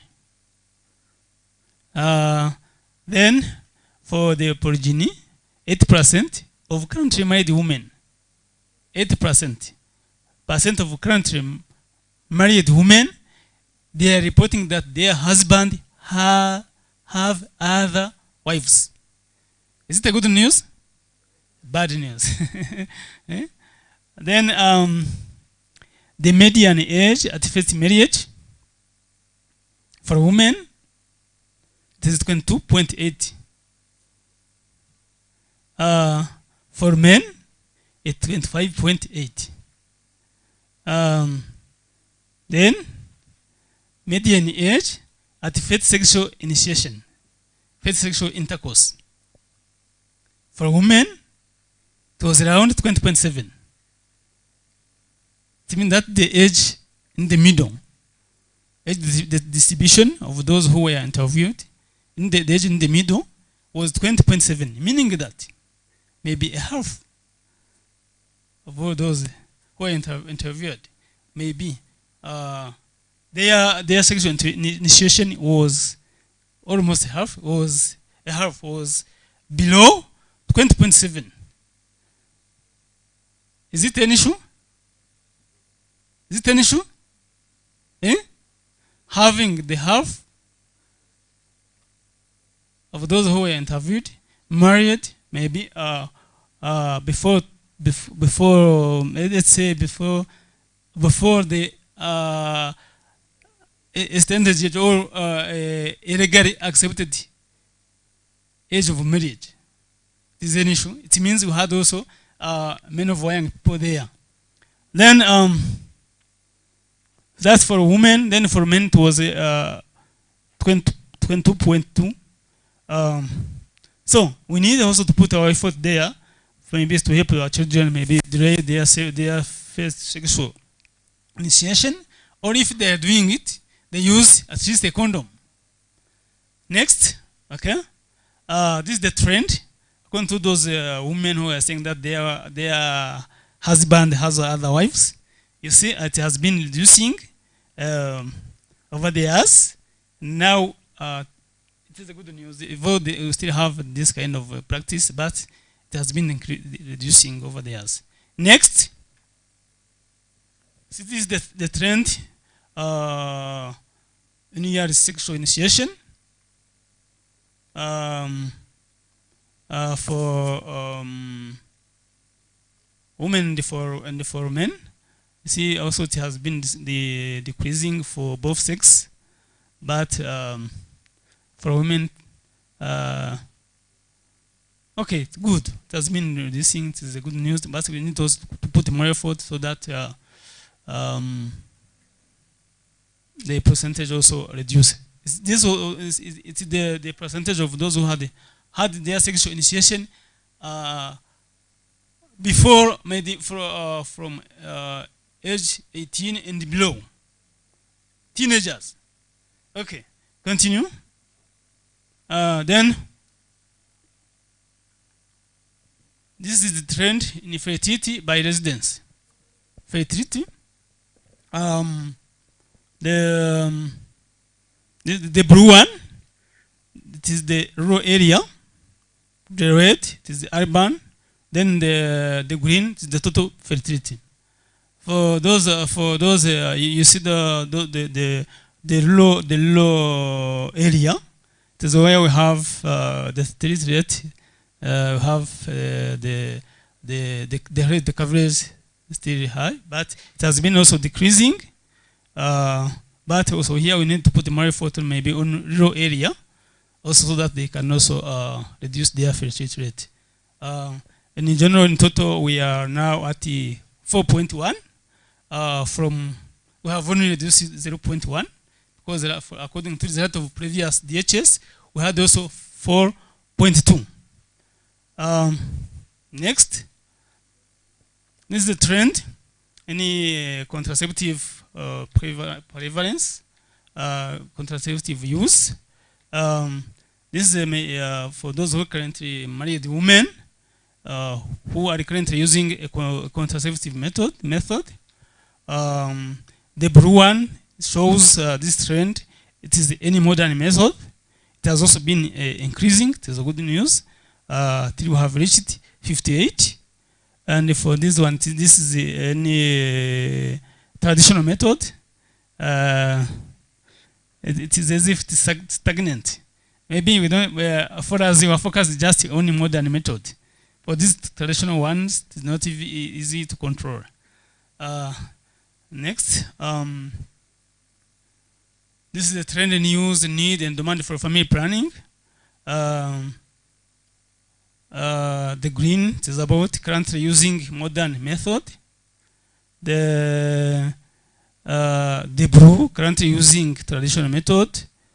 Then for the red, to those who have unmet need. As they also have been mentioning before, for those who are using modern method, they have been increasing. Next, this is the trend about childbearing, for teenagers childbearing. It has been increasing from 4% in 2005 to 7.2 in 2015, and as you have been saying, we have been doing good things. We are now at 2.2%. Next. This is the contraceptive prevalence rate among married teenagers. Those teenagers in the age group of 15 to 19 who are using family planning, also the good news, they have been increasing, and we are now at 53%. Next, unmet need by age, education, and wealth quintile. For currently married women, for this one, you see, for the age group of 4 to 44, they have the highest unmet need. For family planning, our younger ones, it is about 7.6%. Regarding the education, for those who are not educated, they have highest rate, 19.4. And regarding the wealth quintile, the poorest one, they are in meet need of family planning, 15.5%. So we need to focus on those who are uneducated, those who are poor, and those who are maybe aged. Then this is the exposure to family planning message by media type, by sex in the age group. You see, for young people, their source of information regarding family planning is just radio. Adult television may be the percentage is 8.2, paper 9.9, mobile phone 2.8. We need to put more phone as we are targeting to use social media, and the true have maybe it's our mobile phone, smartphone. Then for those who are not classified among these means we have here, the coverage was high. Maybe they have other source of information apart from this one. Then for men also it is also identical. Next. Then mortality in children by age of mothers. Neonatal mortality, postnatal mortality, infant mortality, child mortality, under 5 mortality. You see, for those who are below 21, by those who have their children are dying, maybe, you see, we need also to focus on them, especially we have a project maybe implementing by Imputo Foundation, if I remember, in HDI, you have it also. We need also to first time young mothers. So to help them to raise their children so that they can survive. You see? Next. Then this is the prevalence of anemia by age group. It shows our young people, our girls, our teenagers. They have a problem of anemia. This for any anemia, they are 14.7%. Then for the males, 10.7%. Next, discrimination against people with HIV by age group. You see, our young people also, percentage who do not think that HIV infected children should attend school with uninfected children. You see, the problem is always in our age group of teenagers. Percentage who would not buy fruit and vegetables from HIV infected shopkeeper. Always the problem is the highest percentage is in our age group of young people, 15 to 19. Percentage of discriminatory views on HIV infected people, always our young people age group, they have the highest coverage. Then this is also it is also identical for men. Trend always the same. Next.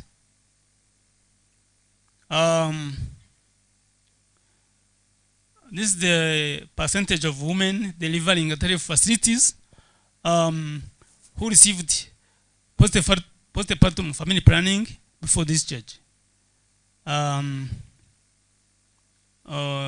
It's stagnant somehow. This is a good intervention, or let's say it's strategic intervention to increase the number who are using family planning method. Having them just after delivering, so that they use the family planning method. It would be better, it would be a good news if maybe we have around, or if we have maybe we go toward 100%.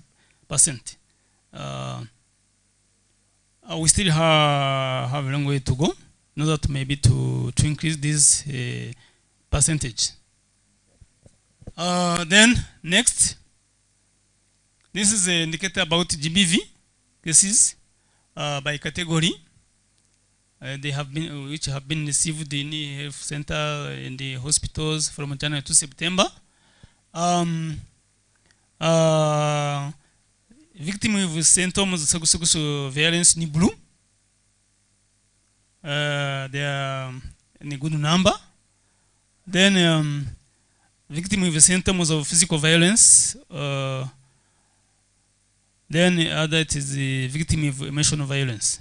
The big number we have those with victim of sexual violence. So next, they have been increasing. Then this is the number of sexual violence cases received per district hospital from January to September.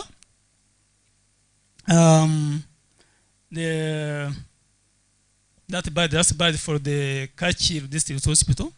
It is that is understandable because it is maybe they will say this they are, let's say it is somehow specialized for this issue of GBV management. GBV case management. Then Fred by Nyagatare. Then Gisenyi District Hospital, Rwamagana, Aluhengeri, Kibungo, Kiziguro. Yeah, all ages. But even though we don't have mentioned maybe the young ones, the big number it is teenagers. Next, you see, we need to focus maybe on the Eastern Province. So we don't have more cases of GBV than in any other area. Then this is the intervention that we implemented to achieve what we have been seeing, especially to increase the demand for sexual reproductive health services. what we do is just awareness raising through campaigns. We used to do the campaign twice a year. Then we conduct different meetings with population leaders, religious leaders, and the others. Then we do awareness raising through radio and TV. We have radio magazine for young people, you know, what's called Nyampinga, have a drama, Runa Mna Muraji, all those who are using them for awareness raising. Then conduct the youth caravana, we conduct special meetings with young people. Then we do outreach in schools, secondary and university. Then they have music, toll-free, the SRH movies, all those are means that we use to provide sexual, to increase awareness raising regarding sexual reproductive health services. Next, we use different application website. We are using community health workers, awareness raising. It is a really big network of healthcare providers across the country. We engage men to support their partners in family planning and uptake in family and sexual reproductive health services. Then for young people. Next, regarding the supply of code services, the provision of health services, family planning, SRH services at health centers, health facilities, hospital, different health facilities, whether private or public. Then we do capacity building of healthcare providers to increase their knowledge, their skills. Then we are strengthening the youth centers so that they can also sexual reproductive health services to young people. You know, we have at least one youth center per district, apart from 2 districts, which is the Nyarugenge and the Rubavu, which have 2 youth centers. And currently we have, if I remember well, around 20, which are providing sexual reproductive health services. Then we conduct family planning and SRH mentorship in health facilities. We do conduct family planning. We conduct family planning and SRH supervision. Recently, we have introduced the new family planning method, which is known as the Siana Presa. It is also hormonal method. It can be a self-injected family planning method. Then we also want to introduce hormonal IUD. Then emergency contraceptive, what we call morning after pill, morning after pills. Recently, we have now the procurement. I think we have around 50,000 pills. Then we conducted training about and mentorship on the use of this new method, Siana Presa. Next. For where we have challenges of providing family planning method, maybe for due to faith-based reasons, we have set family planning secondary health post where healthcare providers can go there and serve those population in that catchment area. Then integration of family planning any other services such as vaccination, antenatal care, maternity HIV services, so that we use whatever way possible to increase the family planning coverage. Then strengthen supply chain to avoid the stock out. Then family planning, SRH online services. Here I gave the example of Kasha platform, and we have a Cyber Rwanda project with SFH and the Y Lab. This is a project to also use online services to provide information, to guide the young people where they can find services. Then special setting for service provision. I gave as an example the HDI, they have a managed area where they provide the services. Then we do conduct the data quality audit on family planning data. Next, this is maybe providing services. We focus on friendliness. You know, the young people, you need to be very kind to them so that can feel free to interact with you. So these the services maybe to where we want maybe to increase friendliness. We reach young people with SRH message in secondary schools. We did this with HDI in your campus. We do this with health centers in secondary schools. Maybe other partners here supporting for this provision of adult and sexual reproductive health messages. Maybe for those who are from Medic Rep, I would like that we are supporting you. Maybe even if you don't know, we are now requesting health centers, instead of waiting young people to come for maybe information or other thing to the health center in corners, why not go where they are, and most of them are in schools, and help teachers there from maybe the school clubs, health clubs. Then you provide these informations for those who have special need now, who have now information that there's this service existing at the health center. And now anytime they come, go to the health centers for their special need or special cases. Anyone who has any special case which needs special attention now can go to the health center. Yes. Report. Yeah. Okay, we shall discuss how to see. Okay, then I was saying that youth centers are being we are strengthening them to improve the service provision. Then using application. Then I was mentioning this is Save Rwanda project. Then I was saying first time young mothers project. Then the call centers. Then the youth magazine. These are the youth friendly services, youth friendliness services. Then using media, radio,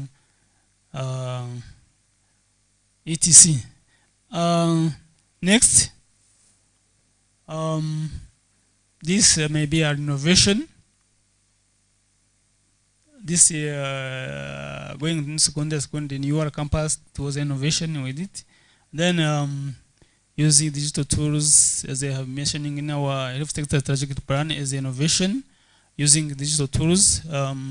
We have now a partnership with, even though it's even one RBC, I have a two division now which are partnering for provision of these services. We have a mental health division, and they have also maternal child health and community health division. We are now have a project where we are using clinical psychologists from hospitals to go to the health center so that they can provide the mental health services at the same time sexual protective health services. You know, they are interlinkage or interdependence with mental health and sexual reproductive health. When one have a mental problem, it can also affect the sexual reproductive health, or sexual reproductive problem can also affect mental health well-being. I was saying introduction of new method, help post of second generation on the borders, especially on the borders. Then to use also community workers for awareness raising. Next. This is about governance, data use, and accountability intervention. We have the technical working groups, different technical working groups, where we debate different issues of sexual reproductive health. We have different technical working groups here. We have the big one is the reproductive maternal newborn child adolescent health technical working group, led by our division manager of MCH division manager. We have the community health technical working group. We have the sub-technical working group, one of adolescent sexual reproductive health, then the other one with family planning technical working group. We have other meeting with the family planning and the SRH partners, the religious leaders, meeting with people with disabilities. Then we do supervision, data quality audit. We had a meeting with member of parliament. We did the advocacy meeting, policy brief. Then also we made commitment. Family planning is a state commitment. Our country made different commitment to increase the coverage of family planning and the sexual reproductive health services. This is challenges. Maybe next one. Before talking about challenges, let's mention about opportunities, so that I may not close on challenges. Or maybe let's start by challenges, then close with opportunities. These are the challenges. So as you know, we have limited need with limited means. You see, this is a problem everywhere, financial challenge, to implement a wide range of family planning research services. Then limited human resources, so that effort are put on emergence and the creative interventions. These preventive ones may be, they are not neglected. The issues may putting more effort on creative emergence. Then other one are suffering. Then, as the others has been saying, you have challenges related to culture and the religious belief. These things are really a big challenges, especially for sexual reproductive health services. Then, as I have been mentioning, you have health facilities which do not provide the full range of contraceptive method, especially due to related to religious belief. Then, so my colleagues also have been saying we have legal barriers, especially for our human reproductive health law, which do not allow maybe for our teenagers or below 18 free access to sexual reproductive health services without the consent of their parent or their guardian. Then, as you have also, everyone knows, challenge of COVID-19, especially for the service of sexual reproductive health for our young people. Then, this is opportunity, so that we need to continue to use. I always say 12 years of education, it is an opportunity. Then there have been your campus and the other higher learning institutions. Then it's a platform. Then monthly community services, Muganda. Then media. Those are opportunities that you need to continue to explore. Then this is the parent evening program. This is called Mugoroba W'Umuryango. It used to be Mugoroba W'Umubyeyi, and because of many we are not feel concerned with the Mugoroba W'Ababyeyi, it has been changed to say Mugoroba umuryango, so that everyone, including men and children, so that they feel concerned with this umugoroba w'umuryango. It is also an opportunity then to use the modern technology, to use these tools to orient where to find services, also to give them messages. Next, thank you for your attention. This is the end of my presentation.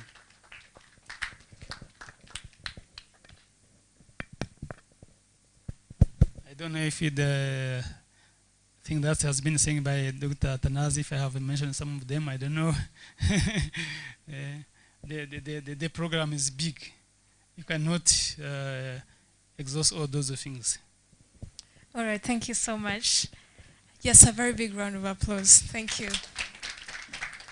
All right, that was a very revealing and insightful presentation.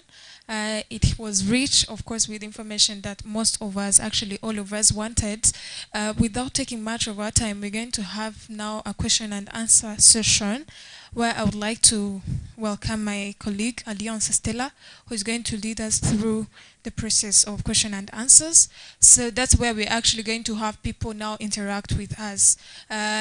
Like Eugene said, he was here actually to interact with us. So we are going to interact each other with also the speakers that has been having different presentations. So a round of applause to Stella Alliance. She's going to lead us through the process of question and answers. Please. Hey, ayo mashi ni make cyane kambasa. Murakoze cyane. I see we have a question already, so let's start from him.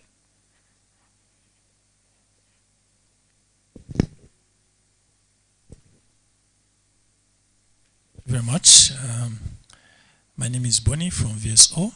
I want to first of all thank the presenters, very rich and a lot of information, quite not easy to really comprehend in such a short time, but it leaves us with more thirst to discover more about this information, but also the provisions and commitments.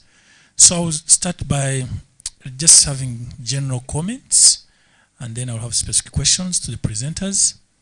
I'll just start with Mr. Ngoga. Thank you for your presentation, and just to mention that you talked about vegetarians, but you didn't talk about non-vegetarians.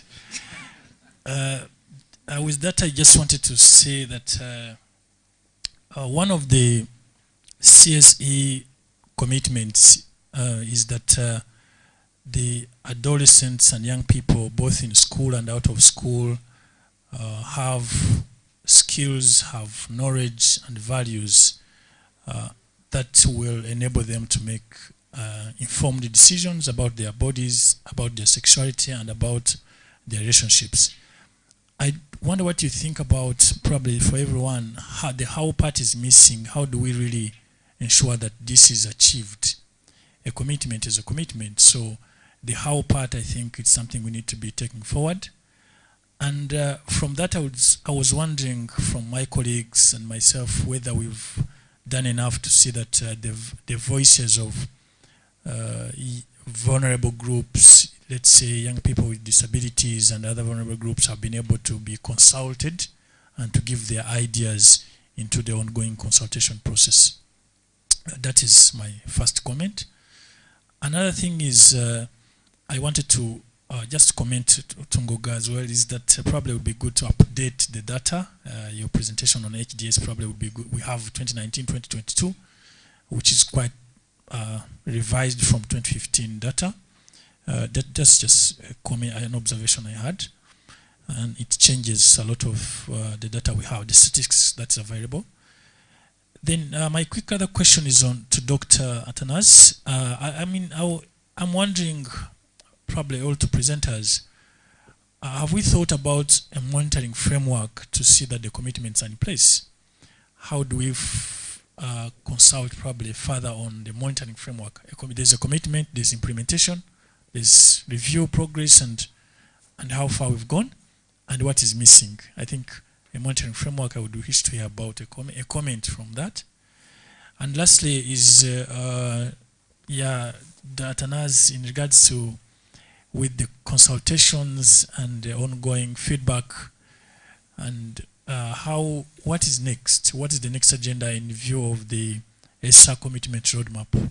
It would be good that to know what is next, or what would be, how relevant would be the commitment. I mean, the comments and feedback coming up inform the next steps. And also, anyway, let me first end here for now. Thank you very much. Thank you very much. Do you have a question? All right. Let's first receive like 3 questions, then they will answer all together. Yeah, thank you very much. I would like to congratulate all speakers for very, very interesting presentations. And I have 2 small questions for Mr. Fixer, and thank you for fixing us. The first is related to the principles of CSE. You told us about age appropriate, and I do agree with you. Cultural relevant, I'm not sure to understand what it means when we are required to combine it with the 3rd principle of the scientific accuracy. So I would like to know how, at the level of rape in your education system, how do you accommodate these 2 principles? What is cultural relevant vis-a-vis what is scientifically accurate? Most of the time, there is a contradiction in implementation. I think you understand, but if you need more of examples, I would elaborate, but I would need to know how this is being done in the implementation. Secondly, I'd like to commend here REP for having all public primary and secondary schools implementing comprehensive sexuality education. This is really a good step. But as a duty bearer, you'll understand that I will raise my concern regarding private schools, because the education of all Rwandan young people matters here. We don't need double standards. Those who are in public schools are benefiting, in a private school are not benefiting. So what are strategies in place to ensure that CSE is universal? Especially we know that there is this debate where some of faith-based schools argue that their teaching should focus on what is religiously accepted. But here the issue is not focusing on the religion. It has to be scientifically accurate. How, again, do you manage this? Thank you very much. Thank you very much, Mr. Aaron. All right. Do we have another question? We have another question here and there. Oh, that's too many questions. All right. Let's start from here. Thank you very much for the presenters and moderator. And thank you for the participant here. It is good that we come together for SRH, because it's a big concern. My name is Emena Ganza. I work for SFH Rwanda as a health and social behavior change advisor. Some of the questions have been talked by my colleagues who just started, but I'm bringing this to all of us. How should we sit and think about culture and the practical of what is being done among our young people? Because we have been thinking about culture, norms, religious beliefs and what, but let's one day, or I don't know, let's sit together and see if it comes to behavior change, how do we tackle the culture? Because the culture is too big, you cannot address the culture. But can we see the root causes, and we see what is being done with our young people? I just want to give you an example. It's a true story. I know all of us, we have stories from what we are doing, but Eliphaz mentioned about Cyber Rwanda. Cyber Rwanda, it's a platform, it's a project we are implementing amongst in the schools, and it targets 12 to 19 years old. So we work with schools, not all of them, but we selected because we are still in piloting. But one story that shocked my mind and my heart, just last week we were at school and we found a girl of 14 years old. She's pregnant of 3 months, and you know what the teachers were telling her is just to prepare the girl of 14 years old to become a mother. How she's going to be a mother. And she was raped, and the pregnancy is now 3 months. So you can imagine. How do we address the culture vis-a-vis what is being done? That is one. Another thing, it comes to Mr. Eugene. I think it's just similar with what my colleague just said. Is about, yes, he said that the CSE, what it means, I think it brings the scientifically, you talked about culture, and then what you presented scientifically, actually it is kind of contradictory to the culture. So I think there's something that we need, REB need to work on, because all of us, the key prayers on SRH services or programs, the implementing area is school and out of school, but the majority of the population of 12 to 19 are in schools.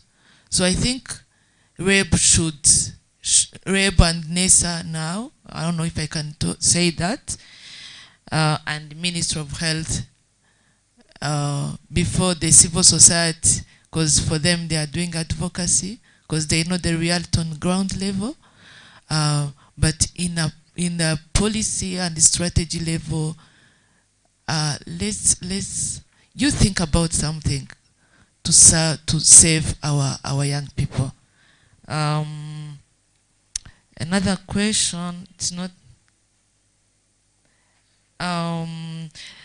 Eliphaz talked about the opportunities, and I've seen through the presenters, the presentation, it's about awareness. How about the services? You know, can we, if we can live or assess the awareness around SRH, most of these young people, they may have wrong information, but they have a lot of information. How do we, if we talk about the goals and the opportunities and opportunities, I don't see the service delivery. We cannot rely on youth centers when you have one youth center per district. How about the accessibility and service delivery? Thank you very much. Thank you very much. I think she has asked most of the questions. Can I listen to a young person? Can I hear a voice of a young person with a question so we can proceed? And all right.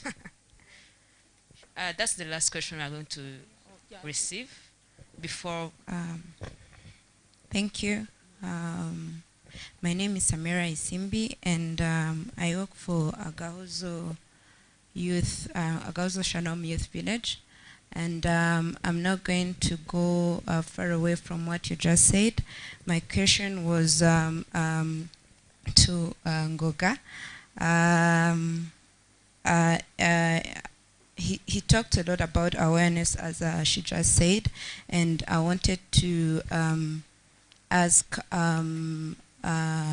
the correlation between the awareness and CSI and the SRH services that you are going to provide in schools, because and then if it's possible to provide those services in school instead of going to the youth centers or health centers, can we provide these adolescents who are obviously having sex anyways, whether we like it or not, can we provide them with I don't know, condoms, contraceptives in school?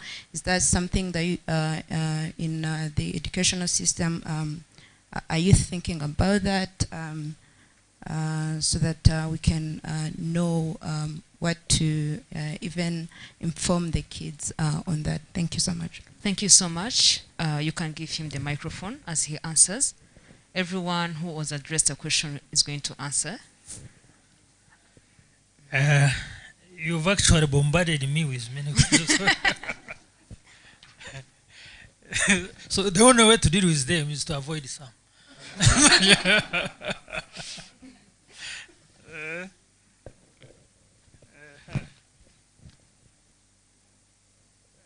be sorry for probably not capturing all of them, but even when you answer one question according to the relationship in your questions, I think you have killed two birds with one stone. Okay. No environmentalists here.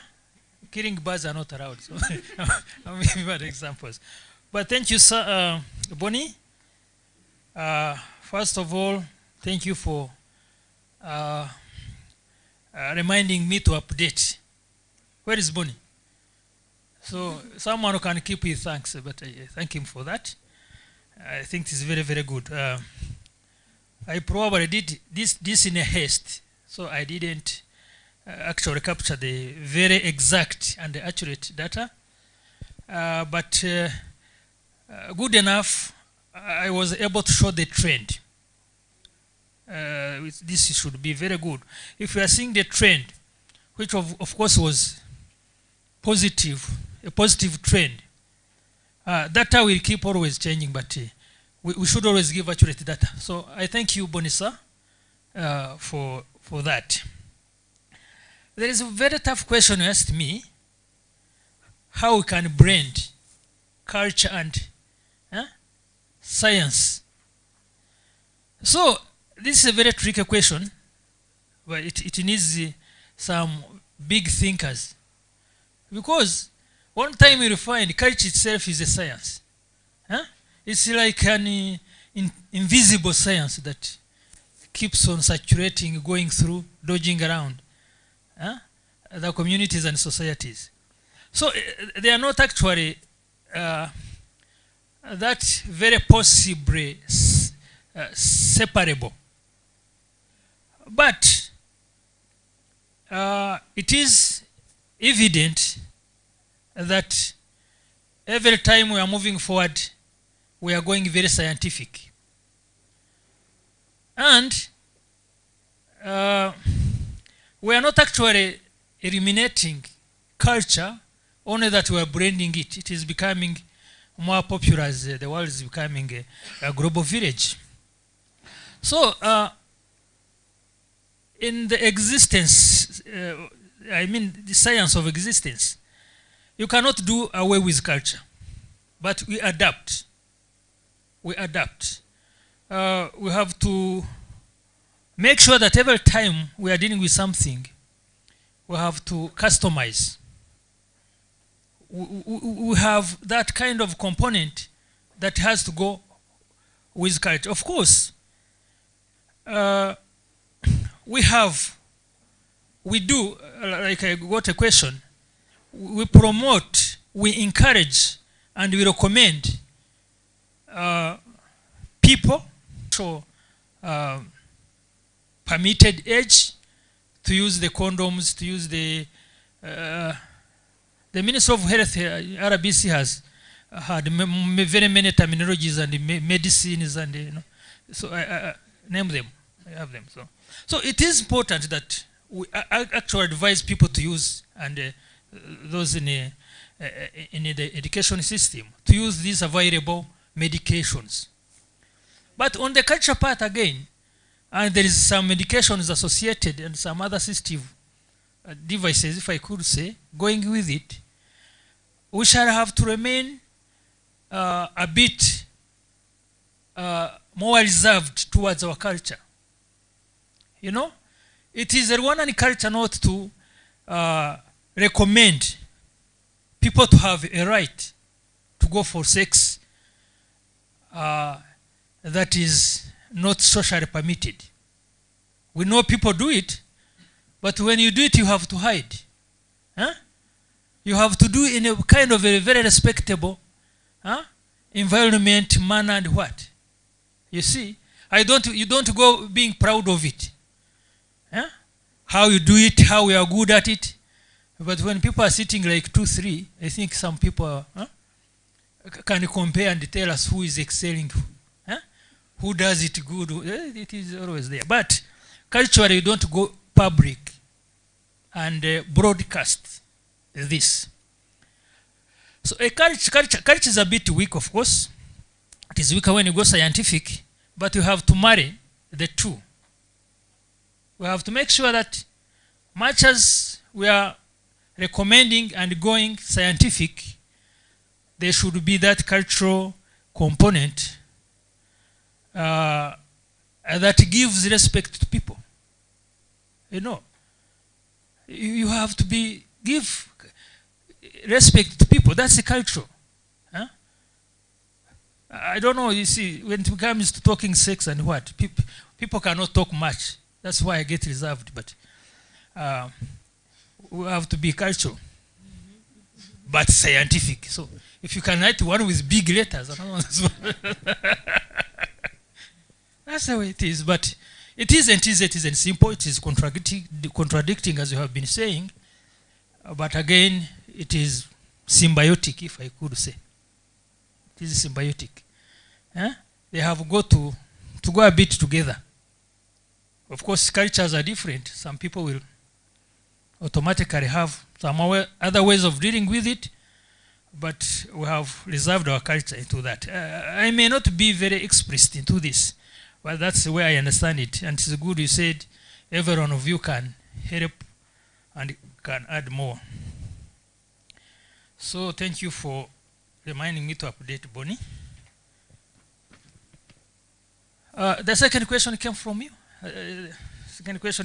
you. Again, it is culture. Yeah, I have that one. Huh? You also talked about cultural relevance versus the scientific accuracy and all this. So that's how we have killed the two. Now, yeah, private schools. Indeed, it sounds a bit discriminating, and there is a kind of selectivity in the way I talked about it. Why should we engage? Why should we care? And why should we provide for only government and public schools? Yeah, sure, of course. If this is the way we dealt with it, that would be very unfair. But when you come up with a curriculum will go wide, broader. You see? But when it comes to implementation in teaching, when it comes to instruction of subjects of studies of lessons and what, sometimes private schools have got their semi-autonomy. They are independent in many things. They may want to work extra hours. They may want to charge more fees than this one. But we shall use the same curriculum and assessment methods. You see? But there are some areas where they are independent. So when it comes to, let's say, this kind of monitoring and evaluation. That side has been a bit left to the autonomy of the private schools. But we do share the curriculum. You see, when it comes to national assessment, we deal with that together. But there are some other areas where they work it alone. They had it because they are very competitive. And we have seen them, they are actually very engaging, they are very committed, they are very, they are doing the delivery more than most of the public schools. So we haven't left them alone, but we have also to provide the level of autonomy. But they have to get the same curriculum as we have. Indeed, it should be understood, we should have to extend the care, the supervision, and all these other things. But this is a bit slower. We don't underline them in some of the very responsibilities that we go for. So that is it. We have not left them alone. We are there with them, sir. Amy, comments on influence of culture versus religion. She was very knowledgeable, and you really did much than I personally cannot even repeat. But I think she gave some explanations. Did you give explanations, or you remained with the questions too? But she did comment, and it was a bit more involving culture versus religion and science. These are issues, and you have had when, not only in schools, but even the central government, when religion becomes a bit controversial. There are cases when they cannot take medications. There are cases when they don't go for umuganda. And there are cases when they would not want their children to be engaged into talking about sexuality. So that is a challenge, of course. But again, as we said, this is where culture comes in. The Rwandan culture is that we have to be sometimes democratic. You see? We cannot forcefully enforce, but we can scientifically indulge. There are those other soft approaches, corners and undergrounds that one has to go through. Yeah. So you equate and you try to manage these kind of challenges. But we have to accept religion, we have to accept culture, and you have to go scientific. Not always. Not always. In politics, when it comes to that, you bring what you call dictatorship democracy. Yeah, you bring into that. Yeah. So, but you first engage in very other possible tunnels and channels that can be availed. But the government that looks after people and is responsible for the people cannot allow the backward forces pulling people behind. But it will take time. It will not be overnight. No, it all takes time. So I think this is very relevant concern, and we shall keep working it together, on it together. So after all, much as you targeted, projected, and shoot these very many questions at me, you are also stakeholders. When it comes to education, you find everyone now gets concerned, has to be concerned, has to be involved. So that's the hard way we are facing it, but we feel very confident we shall manage that. Now we are together.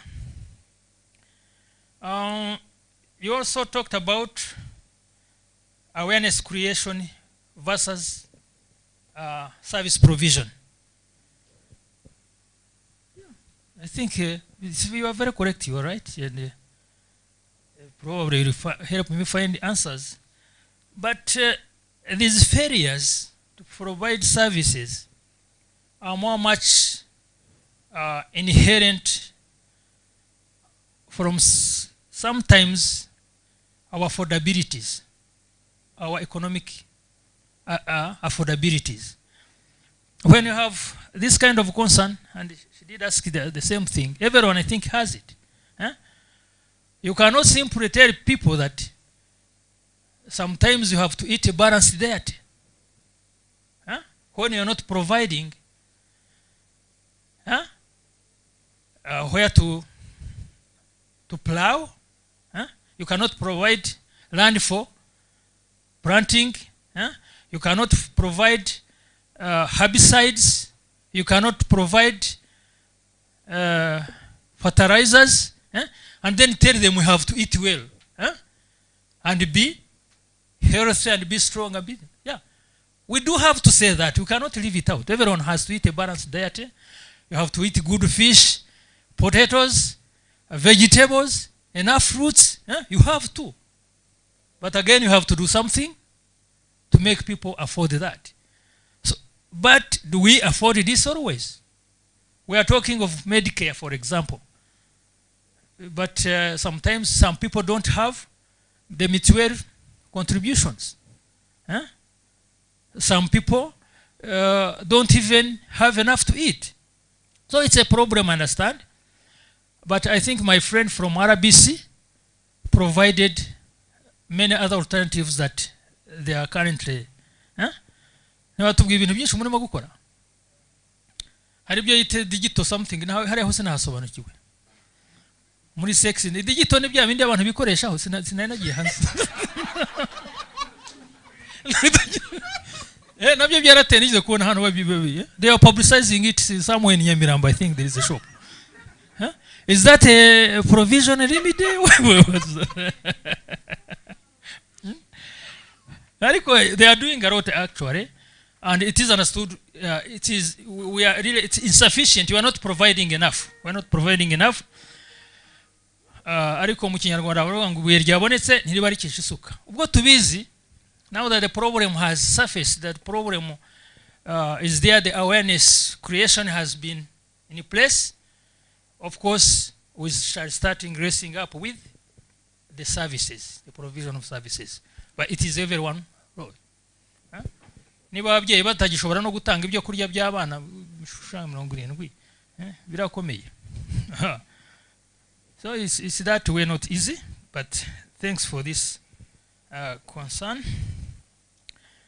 It seems in a way it looks like the same. Awareness, yeah, we are creating a lot of awareness, but it is better to be aware than to be unaware. Yeah, you have to be aware. So, when you prefer to go very, how do you go that one? Without a warhead, for example. Let me use that conventional language. Warhead rise. Some people call condoms warheads. Warheads are these very tough ammunition that can shoot. I don't know why they call them warheads. Ariko ni condoms niko bazita bamwe. They call them that. So, if you are aware that when you go without a warhead, I don't want people from this hotel hearing me saying condoms and what. I'm silly culture. I'm silly culture. But I use that terminology warhead. So, if you are aware that you'll go without a warhead, but you know that what you are going to do may have such and such repercussions, then sometimes you are to blame. It's better to know what's dangerous in front of you than just going unaware. So, I don't know what I can say. I wish we could be able to provide enough. You talked about the morning pill? Morning after pill. You take in the morning after you wake up. Yeah, I wish you could have all those in place. But in an event that we don't have them, then you have to be aware. So don't go there. Or when you go, I don't know whether it is sacrificing or suicidal. We never recommend being suicidal, so please leave it. That's very bad. I want more questions, but I think I have tried some. Thank you very much for addressing so many questions. I think we shall take a short time receiving questions from Eliphaz about the services and questions.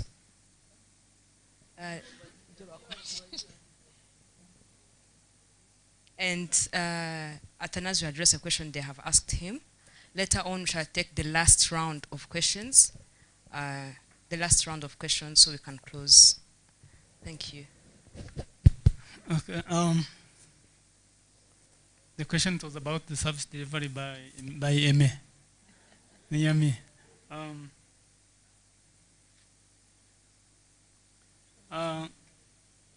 For her,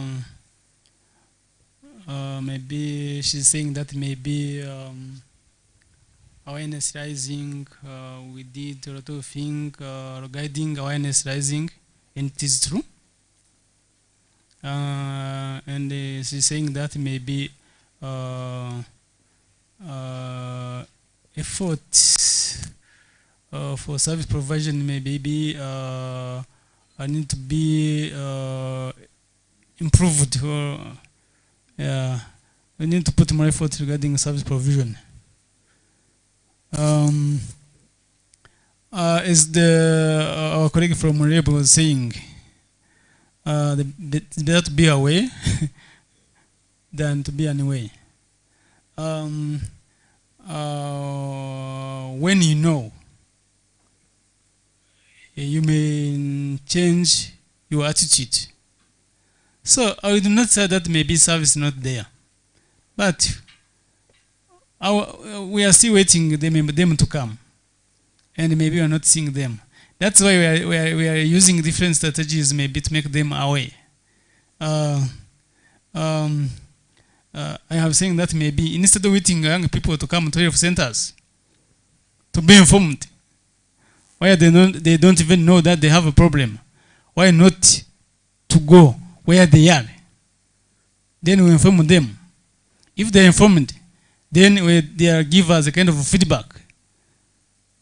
It can be expressed in terms of coming to health centers for requesting services.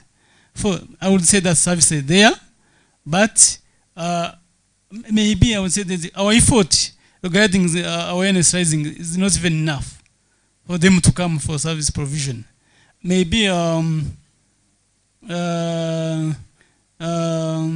we are now trying to use whatever way or whatever means possible to provide services.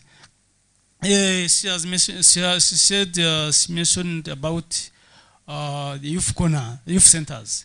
Yeah, the youth center, it is one per district, but it is also an opportunity to use them for service provision where it can be possible. We are trying to explore different options where you can provide services. Maybe my colleague from REB, they have been bombarding him questions. Maybe participants, maybe I want maybe you to open maybe the door to provide maybe services at schools. That's also, it could also another opportunity for young people. For me, the question I thought was maybe addressed to you. Maybe the question why you do not open maybe allow maybe schools to provide services. Even I think they also shall ask such questions. But for us, let's say maybe health centers, hospitals, community health workers, they were saying youth centers, services are there, but we're still waiting those young people to come for the service provision. It also inspires where also we can also put other services where you think there is also it can be an opportunity also to provide services. I think what can be done, any opportunity is welcomed to improve the service provision. Thank you. Thank you very much.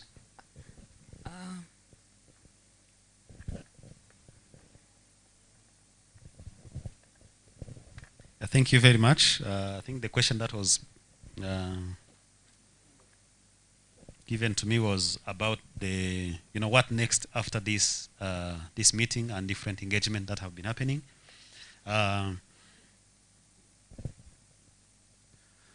So what next? I think you can see on this banner, there's, the pull-up banner that we have here on the screen, there is a code. And that QR code, when you open it, let me say this when I... yeah. So once you bring, maybe I will request everyone to scan that QR code. When you scan it, it will take you directly to the call to action that I presented here, and you can go through it again, and you can endorse it by adding your name and then the organization you work for. Then you'll be contributing, or you'll be helping us to request different governments, not only the government of Rwanda, but also other government from East and Southern Africa, to, recommit to ensuring that we have comprehensive sexuality education and SRH for young people in our countries, in our respective countries. And in December, this coming December, I think different people have registered to attend ICASA, either virtually or in person. Again, ministers of health and education are going to meet. When they will be meeting, they are going to again go through these, we'll be presenting this call to action, but there will also be the ministerial commitment that are being now developed. So all your inputs are going to be sent to, to the respective organizations who are supporting. We have, you can see frontline aids, you can see staff aids, you can see AVCT and young people today. All of those are working with UNESCO to make sure that these commitments really reflect all the views that we have shared here. So please scan the QR code. I will also send the link via email so that everyone can receive it and endorse it. Again, we also have a press release that we have developed, which we think can provide a brief information about these commitments and the call to action, and help us, share it widely. And we are going again to share these evaluation reports. You can also share them. And in your respective organizations, we know you do advocacy, but you also do provide services.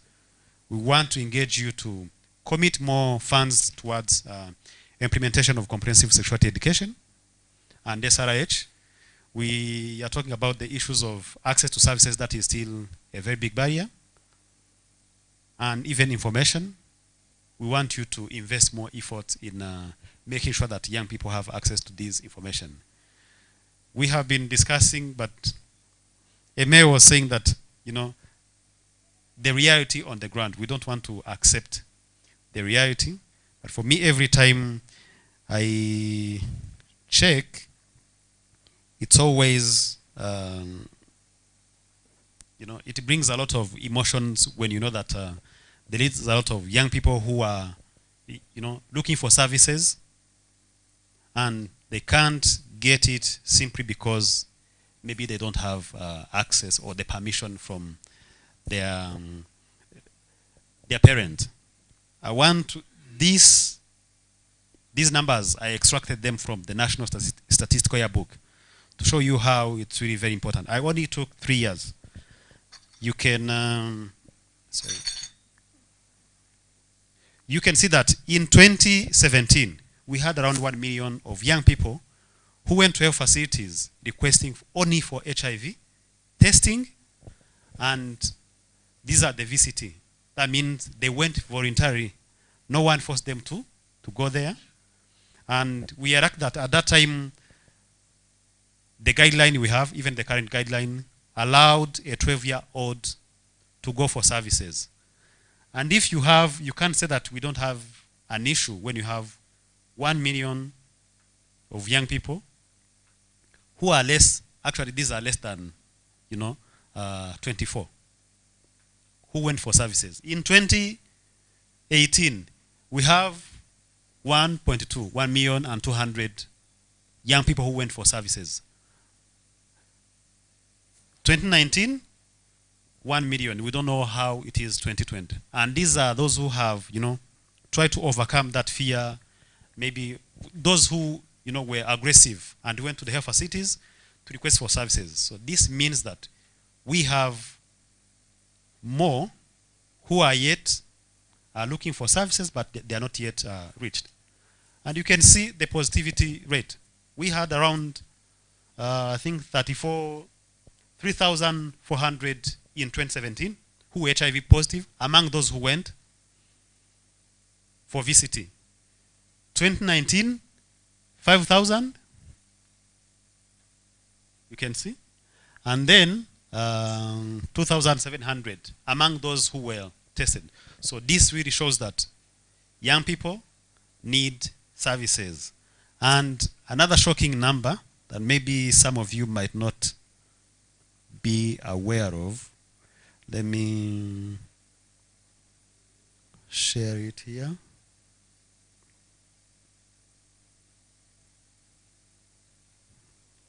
Again, I didn't want to change the logo there. These are not my numbers. They are numbers from RBC, or the Ministry of Health. When you look at the HIV prevalence in Rwanda, we are saying that, it's declining. But again, when I was saying that we need to, have an intersectional lens, we need to have, an approach that is really trying to look for who are we failing.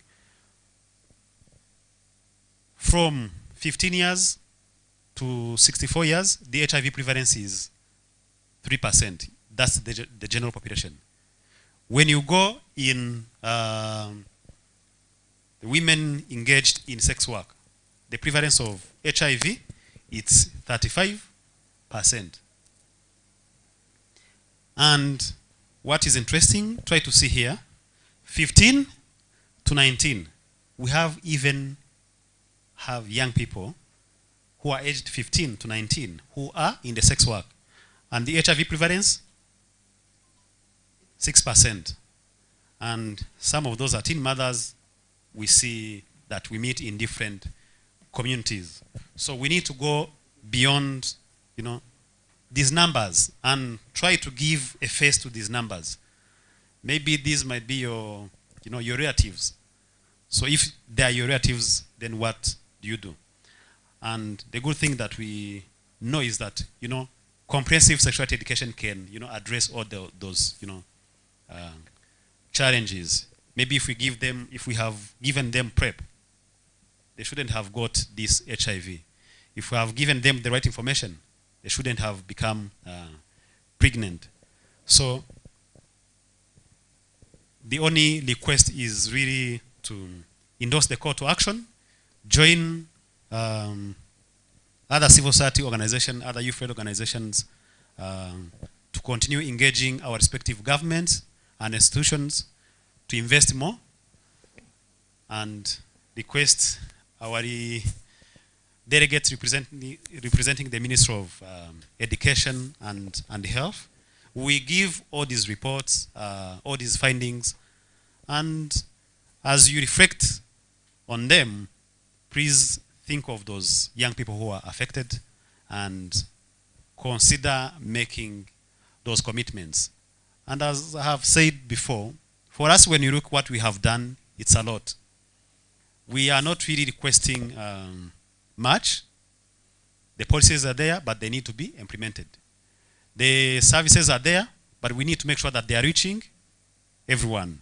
We need to make sure that they are scaled in order to reach, everyone in different corners of the country. That is, for me, the request that I would make and the way forward. Yeah.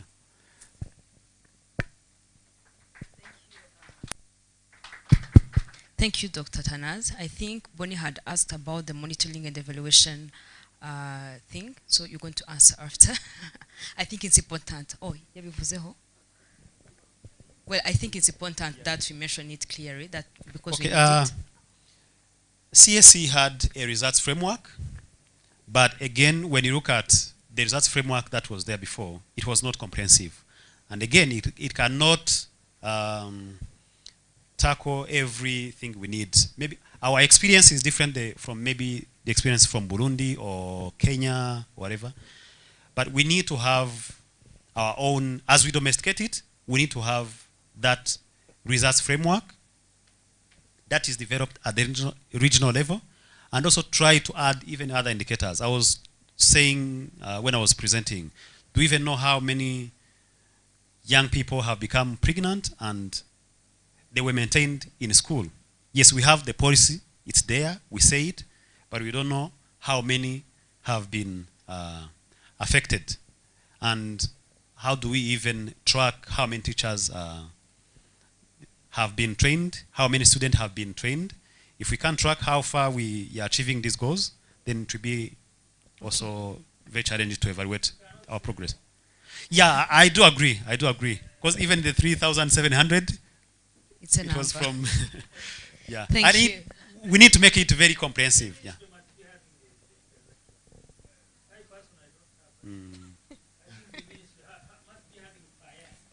Sure. I think maybe that's where we bring the issue of coordination and collaboration, bringing together different stakeholders to, have discussion around these numbers. Yeah. Thank you very much. And I guess if the ministry has the numbers, they can just put it on their website so they can be easily accessible to everyone. So I'm going to receive two last questions. Yeah, two last. Oh, I have 2 questions, and that's it. And we are going to close. Thank you. Thank you so very much. I'm happy that the curriculum is already in place. That's a plus for our country. But I have a suggestion. While monitoring, why can't you just also conduct a gender analysis? Because the gender analysis will help us to understand like how differences between the roles that girls and boys play in CSE. I know we have some gender analysis on SRHR, GBV, and etc., but can't we have one that is clear on CSE? Because it will help us tackle the issue of early pregnancies and also tackle the issue of the number that is rising on HIV. Also, another thing it will help us is to differentiate the circumstance around their lives, boys and girls, for us to know exactly who to focus on, like between girls and boys who are really interested in CSE while they are teaching the lesson. And about the teachers, just like Dr. Nastas has mentioned, do we have really trained teachers that are providing CSE? Because, one of the problems I think we have is that some of the teachers doesn't dive in the lesson as they are supposed to. And for us to have the changes that we need is that all the teachers must, get trained. That was my suggestion. Thank you.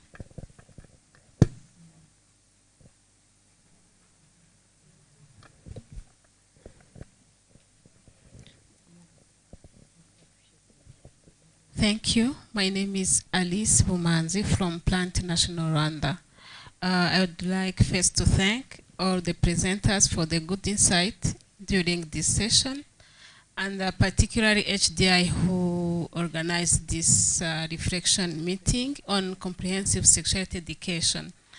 My first concern was about the 70% of implementation of CSE that came from the Athanasius presentation.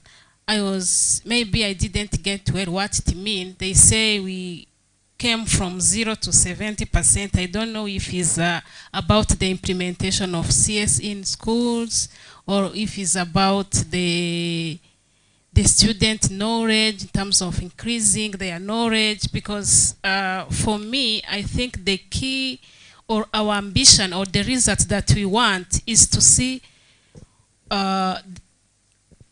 what we are doing, how it is changing the youth knowledge, how it is changing their attitude, their behaviors. That is really what we need to assess as progress or as the result of the implementation of this commitment.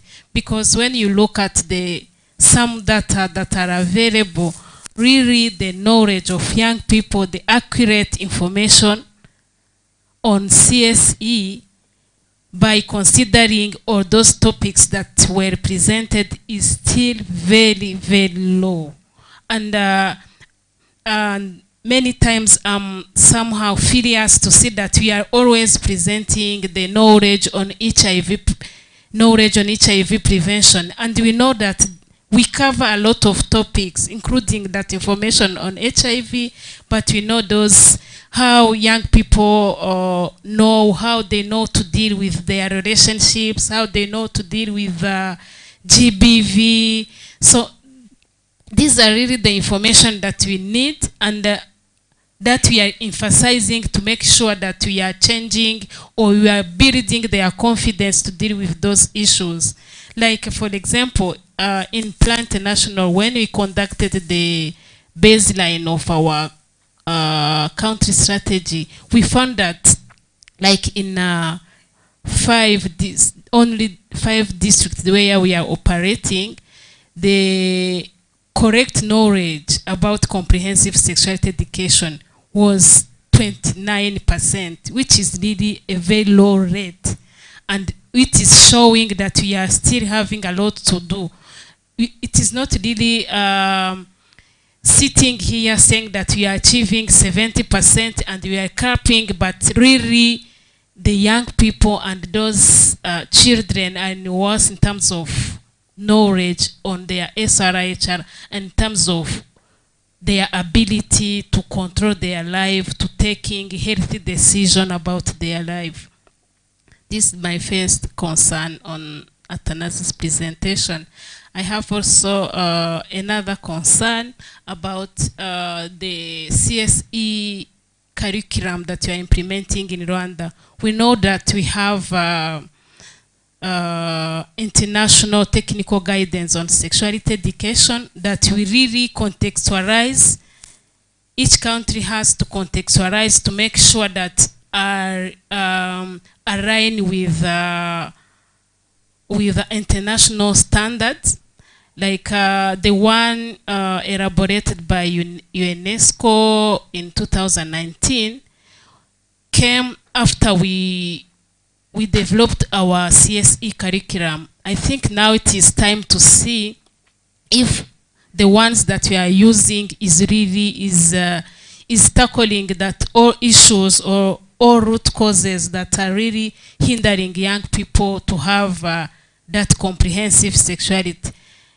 Some of the examples were provided by my colleagues, like the issue of culture, the issue of social norms, the issue of inclusiveness, whereby we are saying that there is no messages on GBV, disability, LGBTIQ. So I think it is time also to see if we are not need the review of the curriculum. That was a step that we have already started with the Ministry of Health, but we are thinking on the use out of school, but also the ones that is being used in schools needs to be revised to reflect the new technical guidance that we always use.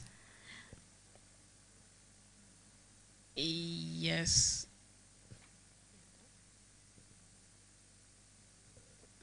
No, it's okay. Thank you. Thank you very much, Alice.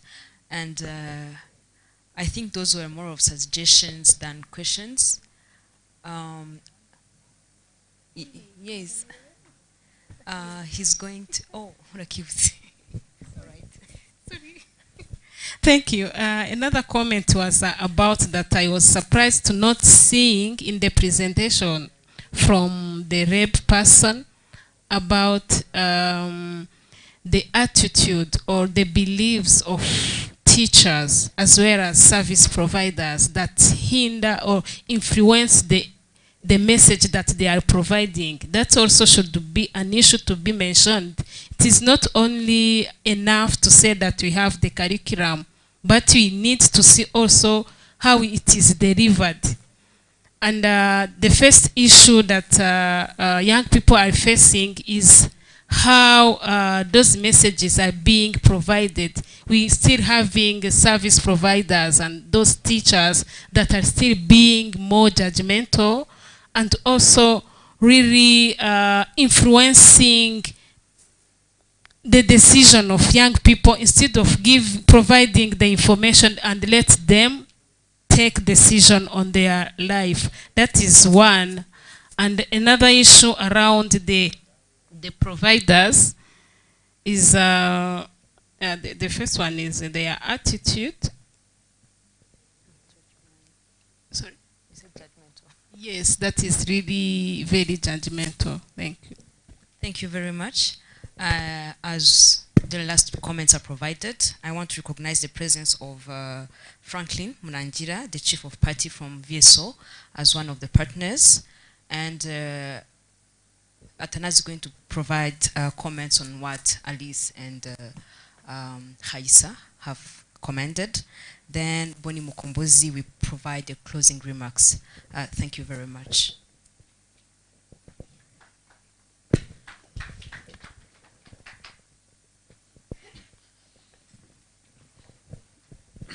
Alice sinzi ikiza nuko nawe ari kwirengagiza. Yeah. So it's not really very easy. At least I would say that let's appreciate what has been already done. We know there are still a lot of challenges. At least the fact that we have the curriculum, it's a milestone that we should celebrate. And then when you look at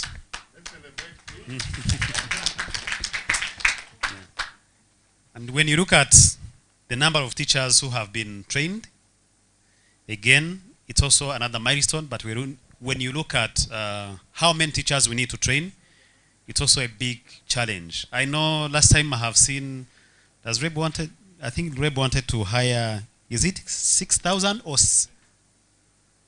6,000 or 60,000 teachers?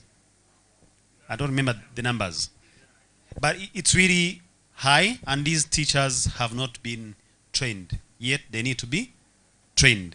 So there's still a big gap. So with the comment that Alice provided around the 70%, this report was done in 2019, and it was only looking at, the policies that are in place. And here, they only looked at, whether the curriculum was in place and the scale at which it was being implemented. So I'm not the one who did the report, but the findings from the report show us that it was being implemented at level of 70%. And maybe those are the private schools that we are still missing. And again, we do have maybe some stakeholders who do not have, who are not yet ready to implement the curriculum. So again, we need to engage them. So as you said, I do agree with you. We need to look at how CSE curriculum is being delivered. There are the teachers like Eugene Ngoga did tell us, even himself, he's still struggling to have this discussion with his children. And that's the same for teachers who are delivering this CSE curriculum. So that's a very big challenge for all of us, but we have to face the reality and then see what are the challenges we have. Do we maybe provide it as we should provide it? How do we address the attitudes, the knowledge gap that we have? So, and I also want to recognize Plan. I think you've seen Plan somewhere on some banners. They're also helping us to do the work around CSE and SRH, not only in schools, but also for young people out of schools. And I know they are also committed to making sure that, we support REB and the Ministry of Education. We collaborate to improve the delivery of comprehensive sexuality education. So it's a continuous, journey that we need to embark on, all of us. And for the results framework, again, that's what I was saying. We need to have the one that is really comprehensive, helping us to track all the progress and informing us on how best we can, improve the delivery of CSE. Yeah, I think I can stop from there, but also encourage all of you to, join hands in addressing all these issues that we are discussing. Plan itself cannot do it. HDI itself cannot do it. FVR cannot do it itself. REB. So we need to work together. And yeah, let me not take much of your time and allow Bonnie to give us the closing remarks. VSO has been one of our partners in this advocacy work around CSE, around SRH. Yeah, making sure that young people have access to this information. So, Bonnie, you're welcome to give us the remarks. Thank you, Dr. Tanaz. Thank you so much. My task is simple. Good afternoon again. And it has been quite a long morning and very much fruitful, I believe. So on behalf of VSO, on behalf of Make Way project specifically, I will just give a moment to talk about Make Way project, a framework under which we organize this discussion. And on behalf of other partners, consortium partners in Make Way, if I say consortium partners, here I mean Nigerian Funds, Farway, Akina Mamo Africa, and Nigerian Funds implementing through Noodle. Those are the consortium members who are working on Make Way project. Make Way project, which is a project seeking to promote access to SRH for young people through collaboration, building dialogue, and ensuring that at the end of the day we are able to address such issues of gender-based violence, HIV infection, but also ensuring that we create a voice for young people to really participate. So, so I also mentioned that on behalf of Chief of Party, from VSO Chief of Party, Franklin, I want to say we are grateful that we are partnering in promoting SRHR, access to sexual and reproductive health services. We are promoting a partnership. So we are really grateful for this, and we want to thank the government institutions, REB, RBC for accepting to continue working with us on this journey. The journey to see that the young people are being given platform, they are involved in decisions which are taking place, but also to see that we ask ourselves serious questions of what can be done. So we're really happy and grateful for this opportunity. We believe this space, one of the outcomes is that we are able to continue asking ourselves the right questions. Questions around how can we mitigate the challenges that are contributing to denial of access to SRHR services in a joint manner. How can we create the right space? How can we increase the information, access to information? Because information is one thing that can help to enable us. It's an enabler to accessing what we want. And again, decision making, all this comes down to young people being able to make the right informed decisions. So we are grateful that we are in the right direction. It has been mentioned that a lot has been done, which you are really proud of, but a lot needs to be done. So we believe that by this discussion, by this meeting, we are able to increase knowledge around the ESA commitment, specifically on SRHR, on comprehensive sex education. By creating awareness, by creating knowledge, we are able to draw everybody's attention, and we are able to draw an action plan to see on what everybody can do, but also to explore opportunities that are there opportunities in terms of collaboration. One organization cannot achieve, one government institution cannot achieve all this alone. I think exploring possibilities and opportunities of collaboration is key. Our colleague from SFH, I think, mentioned it right. For instance, how do we merge, how do we consider culture, modernity, and at the same time come up with a feasible approach, a feasible action. So we are really grateful that this discussion will take us to another level. I will not repeat what Tanaz said about the next course of action in taking forward these discussions and outcomes of these discussions. And also to say that we are, again, reiterate that we are happy and that this meeting, which happened in partnership with VSO and HDI and in the framework of Makeway, we are grateful that I think everybody really learned something, and it gives more questions to shape the next steps. So I don't want to stand between you and your lunch. So I wish you a good afternoon. Thank you.